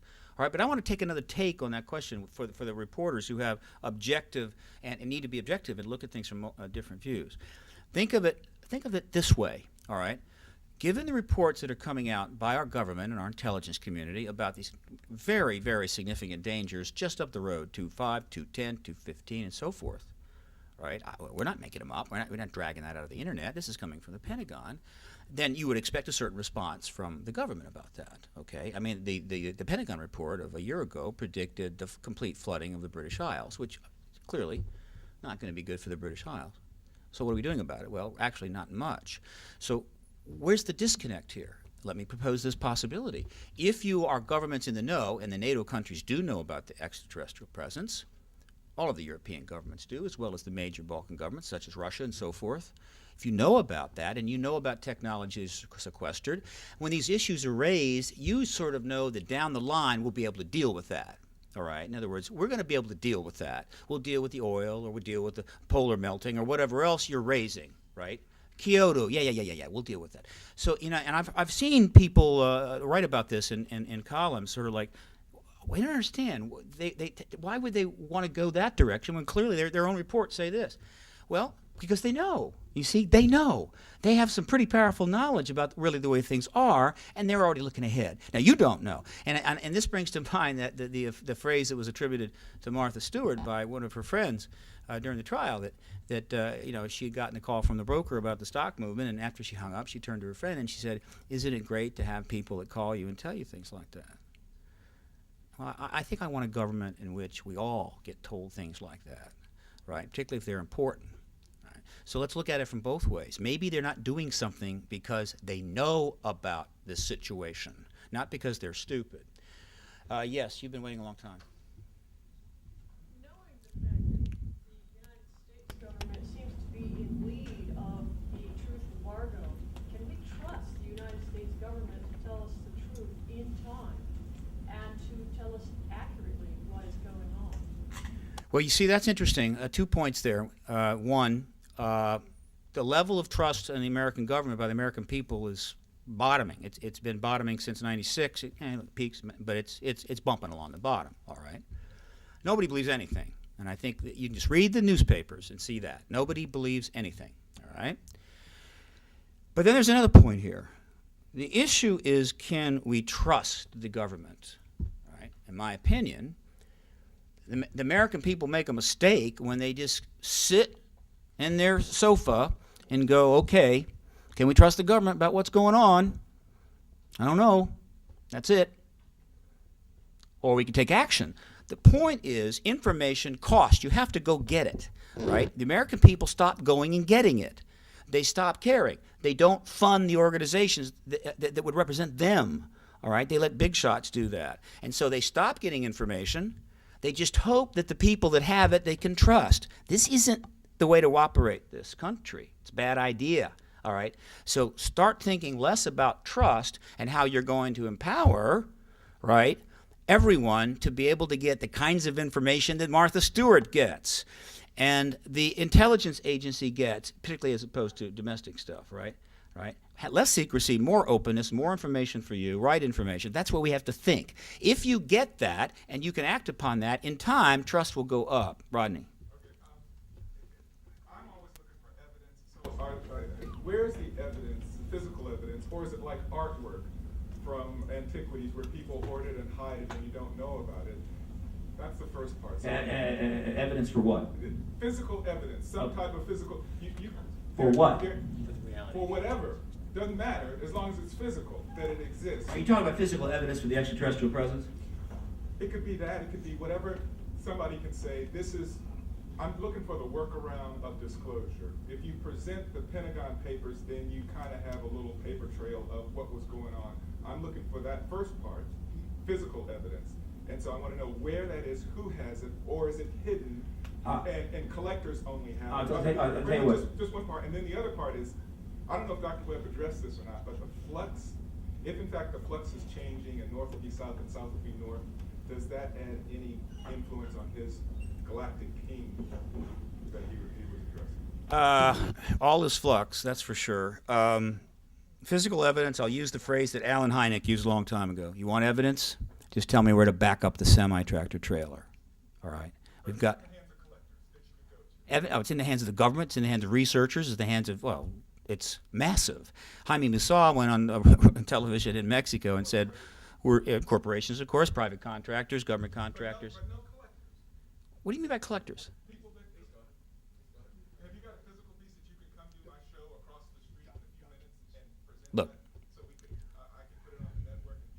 Look, we've got documents, photographs, videos. This is all physical evidence, all right? If you walk into a 7-Eleven and the camera films you robbing it, you're going to go to jail because that's physical evidence. We've got videos by the thousands of these things. That's physical evidence. And well, we don't have that, right? That's what the government does. You come in, you say, look, I have a picture of a saucer, I have a picture of bodies on the ground, I have a picture of a crash vehicle, and so forth. I have this, I have that, I have that. You know, also, by the way, I've got 3 astronauts here that want to talk to you about this. And the government says, yeah, that's right. But have you got a latrine from a saucer? If I could see a latrine from a saucer, now that's real stuff. You see, you have to understand, this isn't about logic. This is about propaganda and management. The entire American public had been managed for 57 years. They've been told up is down, black is white. We believed it, we bought it, and because it wasn't of the type that the Soviet Union applies, and it was done in a fairly open society, and we're able to have our cars and our Lexuses and live pretty well, it didn't bother us that much. We kind of let it go, and we did a hobby thing on it. You know, I'm a UFO buff. I know it's true. The government's kind of lied to me. It's a little game we play. Well, that was fine in the 50s and 60s, but no longer. We now understand by the work of these gentlemen and hundreds more that the issues embedded are threatening the state. They are threatening the republic. Right? They are damaging our relations overseas. And 27,000 kids die a day because we don't have enough food and water and transport of materials to take care of them. That's 10 million children a year. I know that statistic. It was on the cover of Parade magazine 3 weeks ago. That the family of man cannot take care of its own because 10 million children of its kind die every year because we can't take care of them because they don't have enough energy, enough water. All right? And yet we have technology we can't talk about because it embarrasses the government. All right? That's unacceptable. Believe me, I'm not mad yet. Maybe one day you'll see me mad. All right? When you get into these issues, you see things that just you cannot believe. We have gone off the scale of reality. We have taken the old fairy tale of the Emperor's New Clothes and we've taken it to warp level. All right? 290 million Americans are walking around with a naked emperor amidst them, and they are envisioning Armani suits. Well, I'm not interested in that here. Question, Jim. I would say probably some of the questions that I would be asking, and maybe you guys can agree that one of the persons they definitely seem to keep out of the limelight. We wouldn't have the world we have today without Nikola Tesla. And free energy's been around long before the present day trial and error inventions. That a lot of people bring up these inventions, they get bought off. But the problem is technology is outpacing humanity. And I go to conferences all over the world, and there's never any young people there. We've got to, I would suggest, make it the educational process to change this group consciousness. And you've got to educate the young more because they have a very short attention span now with what they're dealing with computers and the technology age that they've been brought up in. If you don't educate them, that's the foundation for what's coming. And the truth fairy is on the way, and it's going to be a hell of a bedtime story. And there is hardware out there, the proof is out there, there are people that could come forward with it, but it's still too dangerous for them to do that.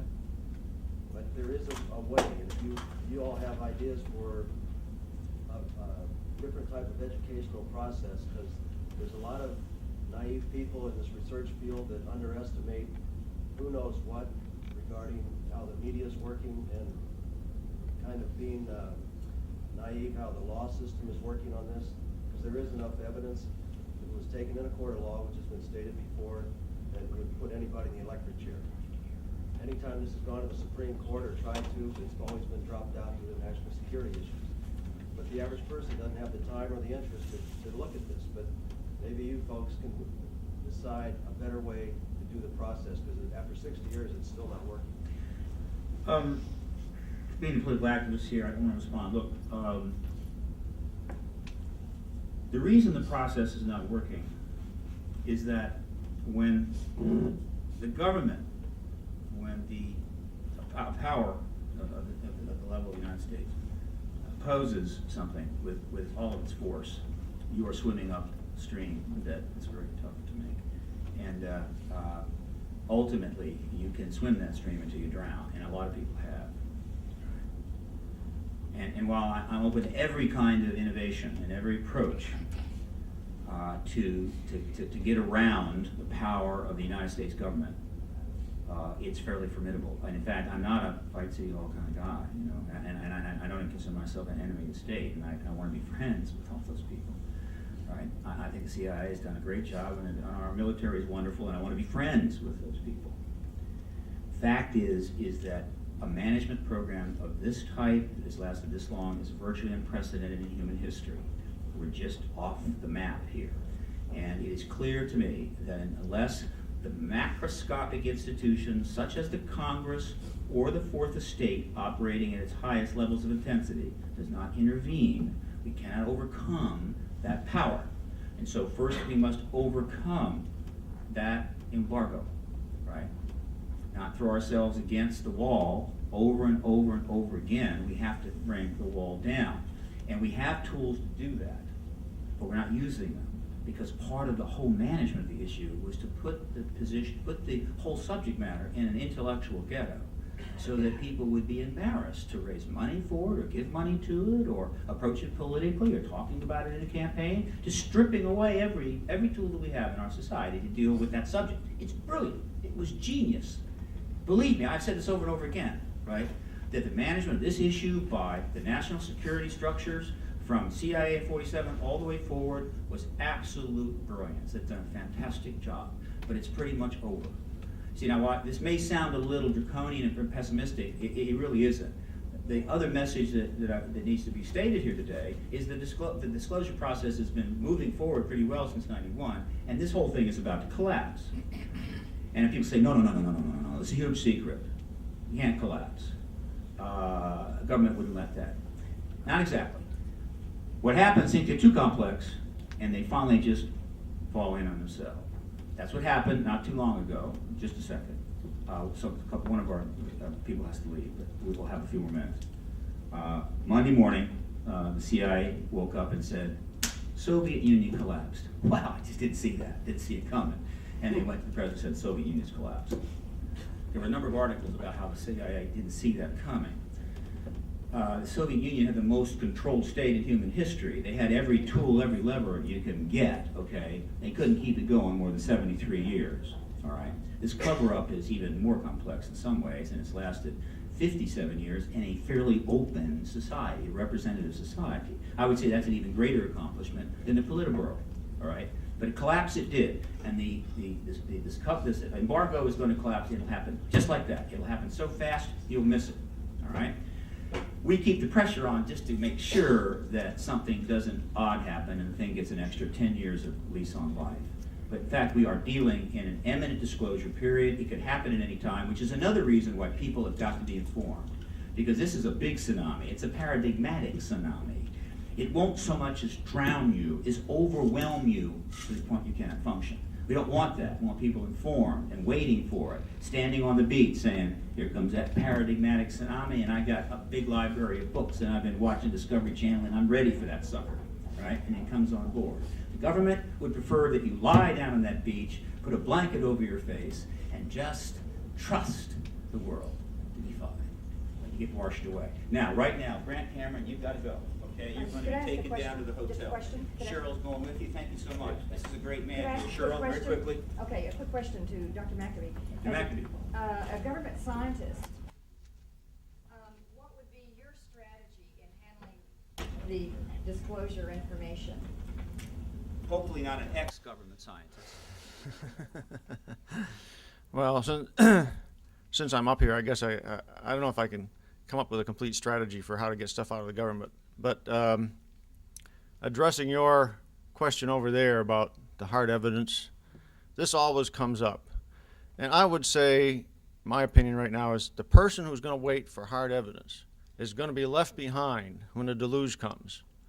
Because there's so much other type of stuff. True, I can't give you a piece of stuff right now. I can't give you the proverbial latrine from a flying saucer. I suspect that if they have them, there's one somewhere in a storage area that the United States government knows about. Somebody in the government knows about. Disclosure is working its way slowly through a whole bunch of documents, and there's a new book just came out called Exempt from Disclosure, which reveals a bunch of names of people who are actually close to this project, covering up. But aside from what the government says, there's a mountain of evidence that comes from witness testimony, and I can make an analogy here, a biblical analogy. Doubting Thomas was not going to accept that Christ had arisen until he saw the hard evidence. And Christ said, how much better was it for the people who believed before they saw the hard evidence? Based on the testimony in that situation of a number of his disciples, but I'm talking about a case here where we have hundreds of thousands of witnesses. Just take the Phoenix Lights situation, for example. How many people there in Phoenix were skeptics? Would never have believed UFOs are real until all of a sudden they see and believe. There's a reason why the recent Peter Jennings show was called UFOs. Seeing is believing. When it hits you in the face, then you know that there's something out there. You don't need the hard evidence anymore. I have spent, some 30 years looking at this from the point of view of historical analysis, physical analysis of photographs and so on, investigating and talking to witnesses. And yeah, I found a number of situations which were mistakes. Honest people make mistakes. They get flaws in their photography and so on. But the cases that I have spent a lot of time analyzing are ones that have real depth to them, and the harder you push the case, the more solid it gets. And you actually get some physical evidence. Well, I have published a couple of articles in a technical journal called Applied Optics that talks about photographs. That's as good physical evidence for astronomers. Nobody's been to another star yet to grab a piece, but we assume they're out there, and we take photographs of them. We can make predictions about them, the theories we have generated. This is the same sort of evidence. So I would say, if you're waiting for a piece when the UFO tsunami comes, you're going to be left behind. I have said, I think I said at the Exopolitics conference, that I don't think the government's ever going to say anything until it's proven. And once the general public knows it's true, then the government will admit to what they've got. But when's the general public going to know it's true?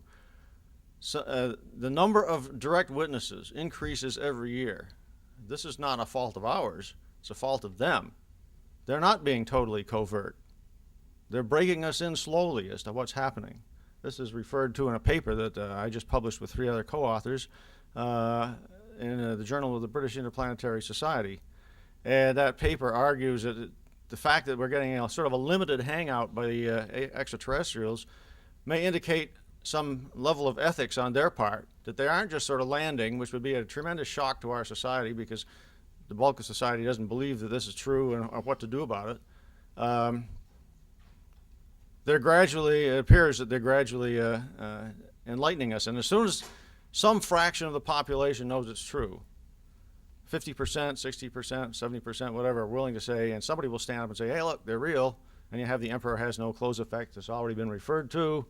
Everybody else will say, oh yeah, we knew that all along, and now what do we do about it? Now that's the effect of disclosure by virtue of the general population. And Billy Cox brought up the idea of where does Mom and Pa Kettle and Joe Sixpack fit into this. When Mom and Pa Kettle and Joe Sixpack are witnesses, they will begin to ask questions. And then you can go to them and say, well, we've been trying to study this problem, and what do we do about it for years? If you'd be willing now to contribute something, I don't care what the government does, I'm going to get grassroots support for a real investigation of what's going on. People will begin asking, what's the impact of UFOs on civilization? They introduce a new uncertainty into the civilization. Civilization hates uncertainty. You don't dare build up anything on a long-term basis if you think it's going to be destroyed or changed or somebody's going to take it away. We have to know whether we face love, hate, or indifference. And once we figure that out, then we can begin to plan a response. Thank you, Bruce. Thank you. Wow, my saucer latrine has already become proverbial. This pleases me greatly. For those of you that think we are naive about the ways of the press and news conferences, I well know that the news component of this press conference was over in the first 20 minutes. The reason I've allowed it to go on this long is really very simple. I'm pretty sure that a great deal of what's been said this morning has never been said in this hallowed establishment ever before. And I thought maybe it ought to be said at least once, all right? Plus, we have our own camera crews here, so we'll edit as we need. But why not vet a little bit? Why not air things out a little bit, right? I can't imagine anybody in this room right now thinks that there is anything that's been said here today that doesn't deserve to be looked at by every professional journalist in the country in one form or another, in every environment, right? On every talk show, right? Every news show. Are you hearing these discussions on those shows? You are not. Are these people capable of being on those shows? They are. Are they educated? Yes. Are they articulate? Yes. Are they sane? Yes. All right, I may be suspect, but that's only 1 out of 6. All right? But you're not seeing it. The press has got to ask itself, why aren't we seeing it? If the press has got to ask itself, if Peter Jennings, the lead anchor in the country, does a 2-hour documentary and raises in the first hour alone major questions about the issue and the government's handling, where are the next 6 documentaries? Why hasn't ABC and NBC already jumped in? Where's the follow-up? Where's the interviews of the people in the documentary? Right? This doesn't make any sense. You don't want to live in a country that has 20,000 nuclear warheads and have things not making sense. All right? You don't want to live in a world where polar caps are melting and holes are being created in the ozone and things aren't making sense. You want things to make sense 24/7. Right? And when I talk about not making sense, I'm talking about having a nice, relaxing breakfast at your office desk, right, ready to do some business and make some money, and you look out the window and you see a 737 about 100 yards away. And I think the first question is, who ordered that? And the second thing is, that doesn't make any sense. All right. So, next question, please. Got any more? Yes, Frank. Steve, you alluded to this knowledge that the clandestine groups have about technology and that they will use it eventually. How much confidence do you have that they'll use it in time? And do Ever, you mean? Well, they are using it. They're just using it Privately. Okay. Again, it's like the inside stock deal. Here's my chart. Presence of extraterrestrials, confidence level, 100%. Okay? A government embargo on the truth, 100%. All right? Crash vehicles retrieved, 99.8. All right? Bodies retrieved, 97.5. Treaties or deals struck, gifts exchanged, promises made, kisses on the cheek, 85%. All right? Bases with extraterrestrials underground actually working with us, 70%. All right? This is how you're supposed to think, by the way. This is, I was trained as a scientist. Most of the people here were historians. You look at things, you assign values to them, and you make decisions, right? And in fact, when you look at them properly, you start getting those kind of numbers. And guess what? The American people, even the average person, has already done that. Because, you see, we started doing some polling on this about 10, 15 years ago, and the polls have been wonderful. We've had 10 or 20 of them. They even polled scientists, right, who are a little conservative and a little twitchy about their status and their jobs. Bruce is particularly twitchy, all right, but they polled them anonymously, and they said, do you think that extraterrestrials are behind the UFO phenomenon? I think something like a 48, 50% response. Emperor's new clothes, folks, all right? The American people now poll consistently. Time, Reuters, CNN. Numbers almost never vary. 50% of the American people, across the board, that's the 80 million adults that Peter Jennings referred to in the documentary. 50% of the American people believe that extraterrestrials are behind UFO phenomena. 80 to 90% of the American people believe the government is lying to them about that. That figure, right? You know, if they ran a poll tomorrow and it came back that 88% of the American people believe the government's lying about Social Security, there'd be legislative aides running around this place. There'd be congressional records flying. There'd be press moving, trucks moving. There'd be all kinds of meetings over at the White House. Things, I mean, they'd be rewriting speeches, changing elections. 88% show up on a figure like that. It's like, well, you know, no big deal. Why? Well, there are no extraterrestrials. So it doesn't matter that they think we're lying about it. It's a non-issue. This is Lewis and Carroll stuff, all right? This is America today. Now, look, if you are one of the other 5.64 billion people out there who don't have a passport like I do, and you're looking at a country with nuclear weapons and nuclear submarines and the ability to virtually eat the ocean up if it wants to, just by offering, you know, all-you-can-eat lobster days at Red Lobster, and you start seeing Lewis and Carroll stuff, you're going to kind of feel a little twitchy. You're going to be going, that's not good, all right? These people aren't making any sense at all, and that worries me. And that might affect their attitudes toward us. Exopolitics, man, it's huge, right? Michael Sala was the person who picked up my good friend Alfred's mantle and started writing aggressively about this. And he's out there. Some of the things may not be right, but stimulating, interesting, demanding debate and discussion. He's out there, and he was over at American University, and he was involved in peace programs after teaching for a while, and he's just a really nice guy. Everybody likes him. And he's doing just fine. And I asked him to come speak at the XConference last year because he'd written these articles, a number of them, and I was impressed. He's a PhD. I checked that, by the way. Confirmed he has a PhD. And I went over to American University. We sat down in the cafeteria, and I talked with him, and I said, Michael, if you come to speak at this conference, because you are at American University, and I'm a political activist, and I intend to take this conference and use it to kind of pound, you know, our good friends downtown over the noggin, there may be some repercussions.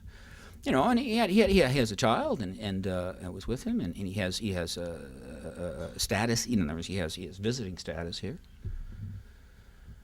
And he said, that's fine. Okay, we'll do that. And so he became a speaker, and he's promoted on the website. Nice bio. Talked about his books, talked about his things there. Though we did not mention American University until he re-signed his contract. I didn't think that was chincing too much. We kept that out. Right? And then we put it in. So far, so good. And the Washington Post said, that looks interesting. And so they called him up and said, let's chat. And so they sent a reporter over, and they interviewed Michael Sala, who gave them some interesting ideas and concepts. One of it had to do with Eisenhower. It's written up in Grant's in my book. A lot of interesting material there. Can't absolutely prove it, but it's very interesting. Talked about that and a few other things, and the Washington Post said, oh boy, that's the good stuff. Put that baby right out there. American University immediately moved to get him out of town. All right.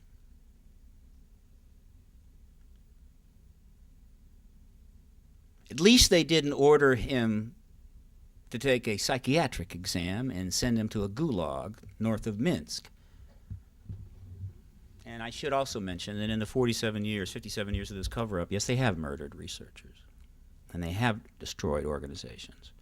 And they've done a lot of things which are illegal, but the fundamental truth embargo is not illegal. It was a national security matter of 1947. If I were Truman or Van Ivor Bush or Hillenkotter or the others, I would have done the same thing. That was not the time to get into the extraterrestrial. We had some serious problems. The issue is not that they made a mistake then. The issue is that they simply couldn't stop, right? It got out of control. It became a massive thing in the middle of government, the thing, you know, that's there, and they couldn't do anything about it. And the longer it went, the harder it was to end it. Until finally it was, you know, like a science fiction movie. There's the thing growing in the basement, and what are we going to do? And we can't leave the house. And it's really a problem. And I've talked with people in government. It's killing them. There are people in NASA having fistfights over this. They go to a meeting, and they're all so wired up, you know, and somebody brings up the issue, and the next thing, right cross. You see, NASA's conflicted. In the 1958 Space Act, it says quite clearly, if NASA encounters anything which has national security implications, it must defer immediately and report to the Defense Department.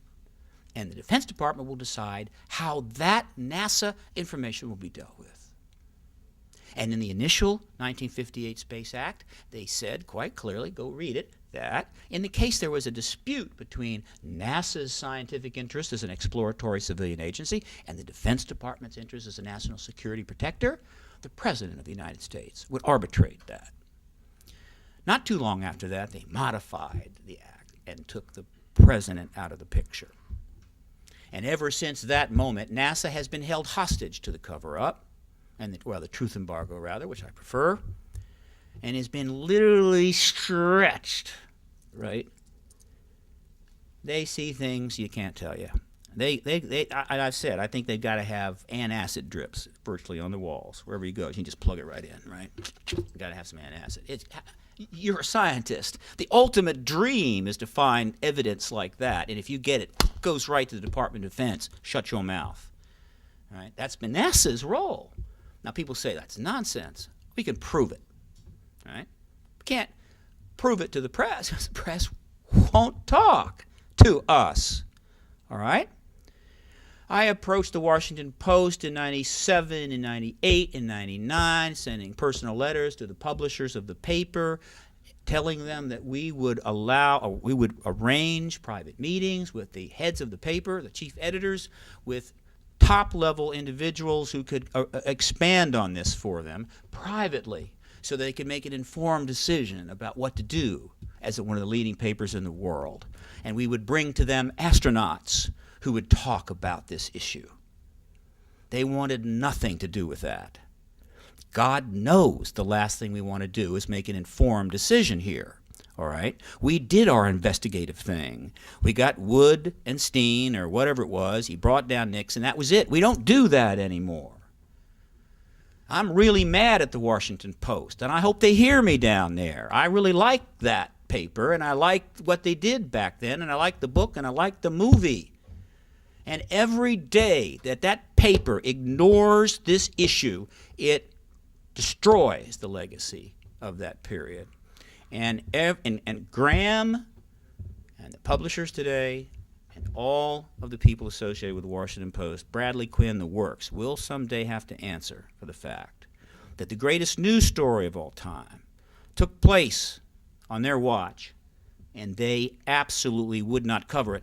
And let me make this point. In the May 9th press conference of 4 years ago that was held in that room in front of 100 reporters and 17 camera crews, the Washington Post sent a style writer named Joel Achenbach, and he wrote a humor piece. And that's all they did. And there were military officers and scientists and patriots up there, and they said things that were astounding, and they said that they would go before Congress and repeat it under oath. And all the Washington Post could do was write a humor piece by Joel Achenbach. That's the paper that's giving you the news about Iraq and about oil and about ozone, about a lot of other things, right? The paper that did do a good article was Julia Dean in the Washington Times. That's why I'm an independent. Yes. Steve, just is it known how many people have access, one, to the physical evidence? No.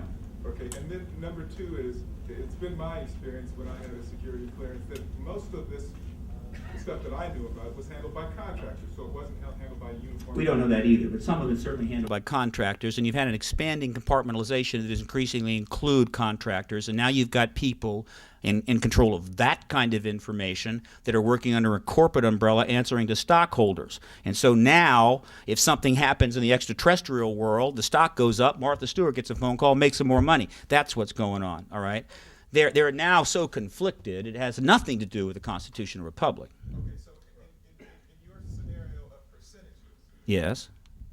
I'm sorry I'm picking on Martha Stewart, by the way, because I actually like her. Go ahead. Is there a percentage of people that you could quantify into a single numeric value? These many people have access. What I need to know is I need to know how many people alive today have physical access to the evidence. Then I'll know their birth date, how old they are. So I'll have some information about their consciousness. Because, so where I'm going with the question is, I find it remarkable that this matrix works in other areas, but it doesn't work in this area. What matrix works in other areas? Look at who has access, Yeah. and then you get to find out what the access is because you know who the people Oh, are. no. Let me give you a perfect example. And Robert Wood may come up behind me if he wants to, all right? A bunch of documents were dumped out anonymously just a number of years ago that eventually became known as the MJ-12 documents. Substantial number of documents, multiple sources. This has happened many times, all right? But not documents, I'm talking about. No. I mean, it still makes the point, right? You got people there's a lot of people in government that they see things and they go, this is not good, this is not good. And some of them will say, I think I'll just send some stuff out there, maybe it'll, whatever. This happens, Pentagon Papers, whatever. And so these documents have turned up. And when you looked at them, what you found was a matrix called the MJ-12 group. And that matrix was then carefully examined by a lot of people, Stanton Friedman and others. And when they looked at that matrix of people on that group, as described by these documents, it was a remarkable compilation that fit perfectly, except for one person who, when we found out his total background, fit perfectly. All right, so that's an example of what you're talking about. If you want to comment, Bob, go ahead. This is the leading researcher in the world on the MJ documents, MJ-12 documents, for some of the most extraordinary documents in the world, which of course you're never going to read about in the Washington Post. One of the specific documents relevant to your specific question is a document called Extraterrestrial Entities and Technology Recovery and Disposal. It's a special operations manual whose authenticity is unquestionable. It was printed in 1954. This describes the procedure that you'd be used in the field to go recover the craft. In my opinion, you asked the question of how many have been recovered. My guess is about. How many have recovered? I'm looking for people. I understand. that have Yeah, access to that's that right. You have to physical- get to that question by guessing the number of recovered craft. And so I'd say, roughly 20 is a kind of a working number. That's conservative number. The procedures that are used for the recovery of the craft are quite covert. That is, you go there with a blacked out window. You don't talk to your other people. The personnel, if they're military, are reassigned. If they're not military, they're basically assigned a security oath. Do they have knowledge of what they're dealing with? Well, they're usually assigned to do one particular thing. The photographer takes photographs. The people who are taking the parts off, they're putting them on certain things. So it's all compartmentalized. And They know that this is not a normal TSA or military crash. oh, they know perfectly well it's a crash flying saucer. Oh yeah, right, yeah. And their bodies taken here and there. So, but there's a procedure, and I think the key thing is that military intelligence is not an oxymoron. These guys have been working on the process since the Manhattan Project. They convinced the entire United States government we weren't building an atomic bomb, okay? It's the protocol. It's not the people. Those people are long since dead or retired. So it's just the protocol that's in place for some kids that were born in 1964. The people who are involved in these crash recoveries do not talk for various reasons. So One of the reasons. 1964 children. Yeah, I understand what Yeah, you're saying. okay, Let me yeah, finish. yeah, Look. go ahead. Yeah, you make a good point. By the way, Rodney Livingston is a very smart guy. I wish we had more reporters that had that kind of intelligence that would really reach for the questions and try to come up with the stuff. Instead of asking the same dumb stuff, right? Rodney, they need to emulate that guy.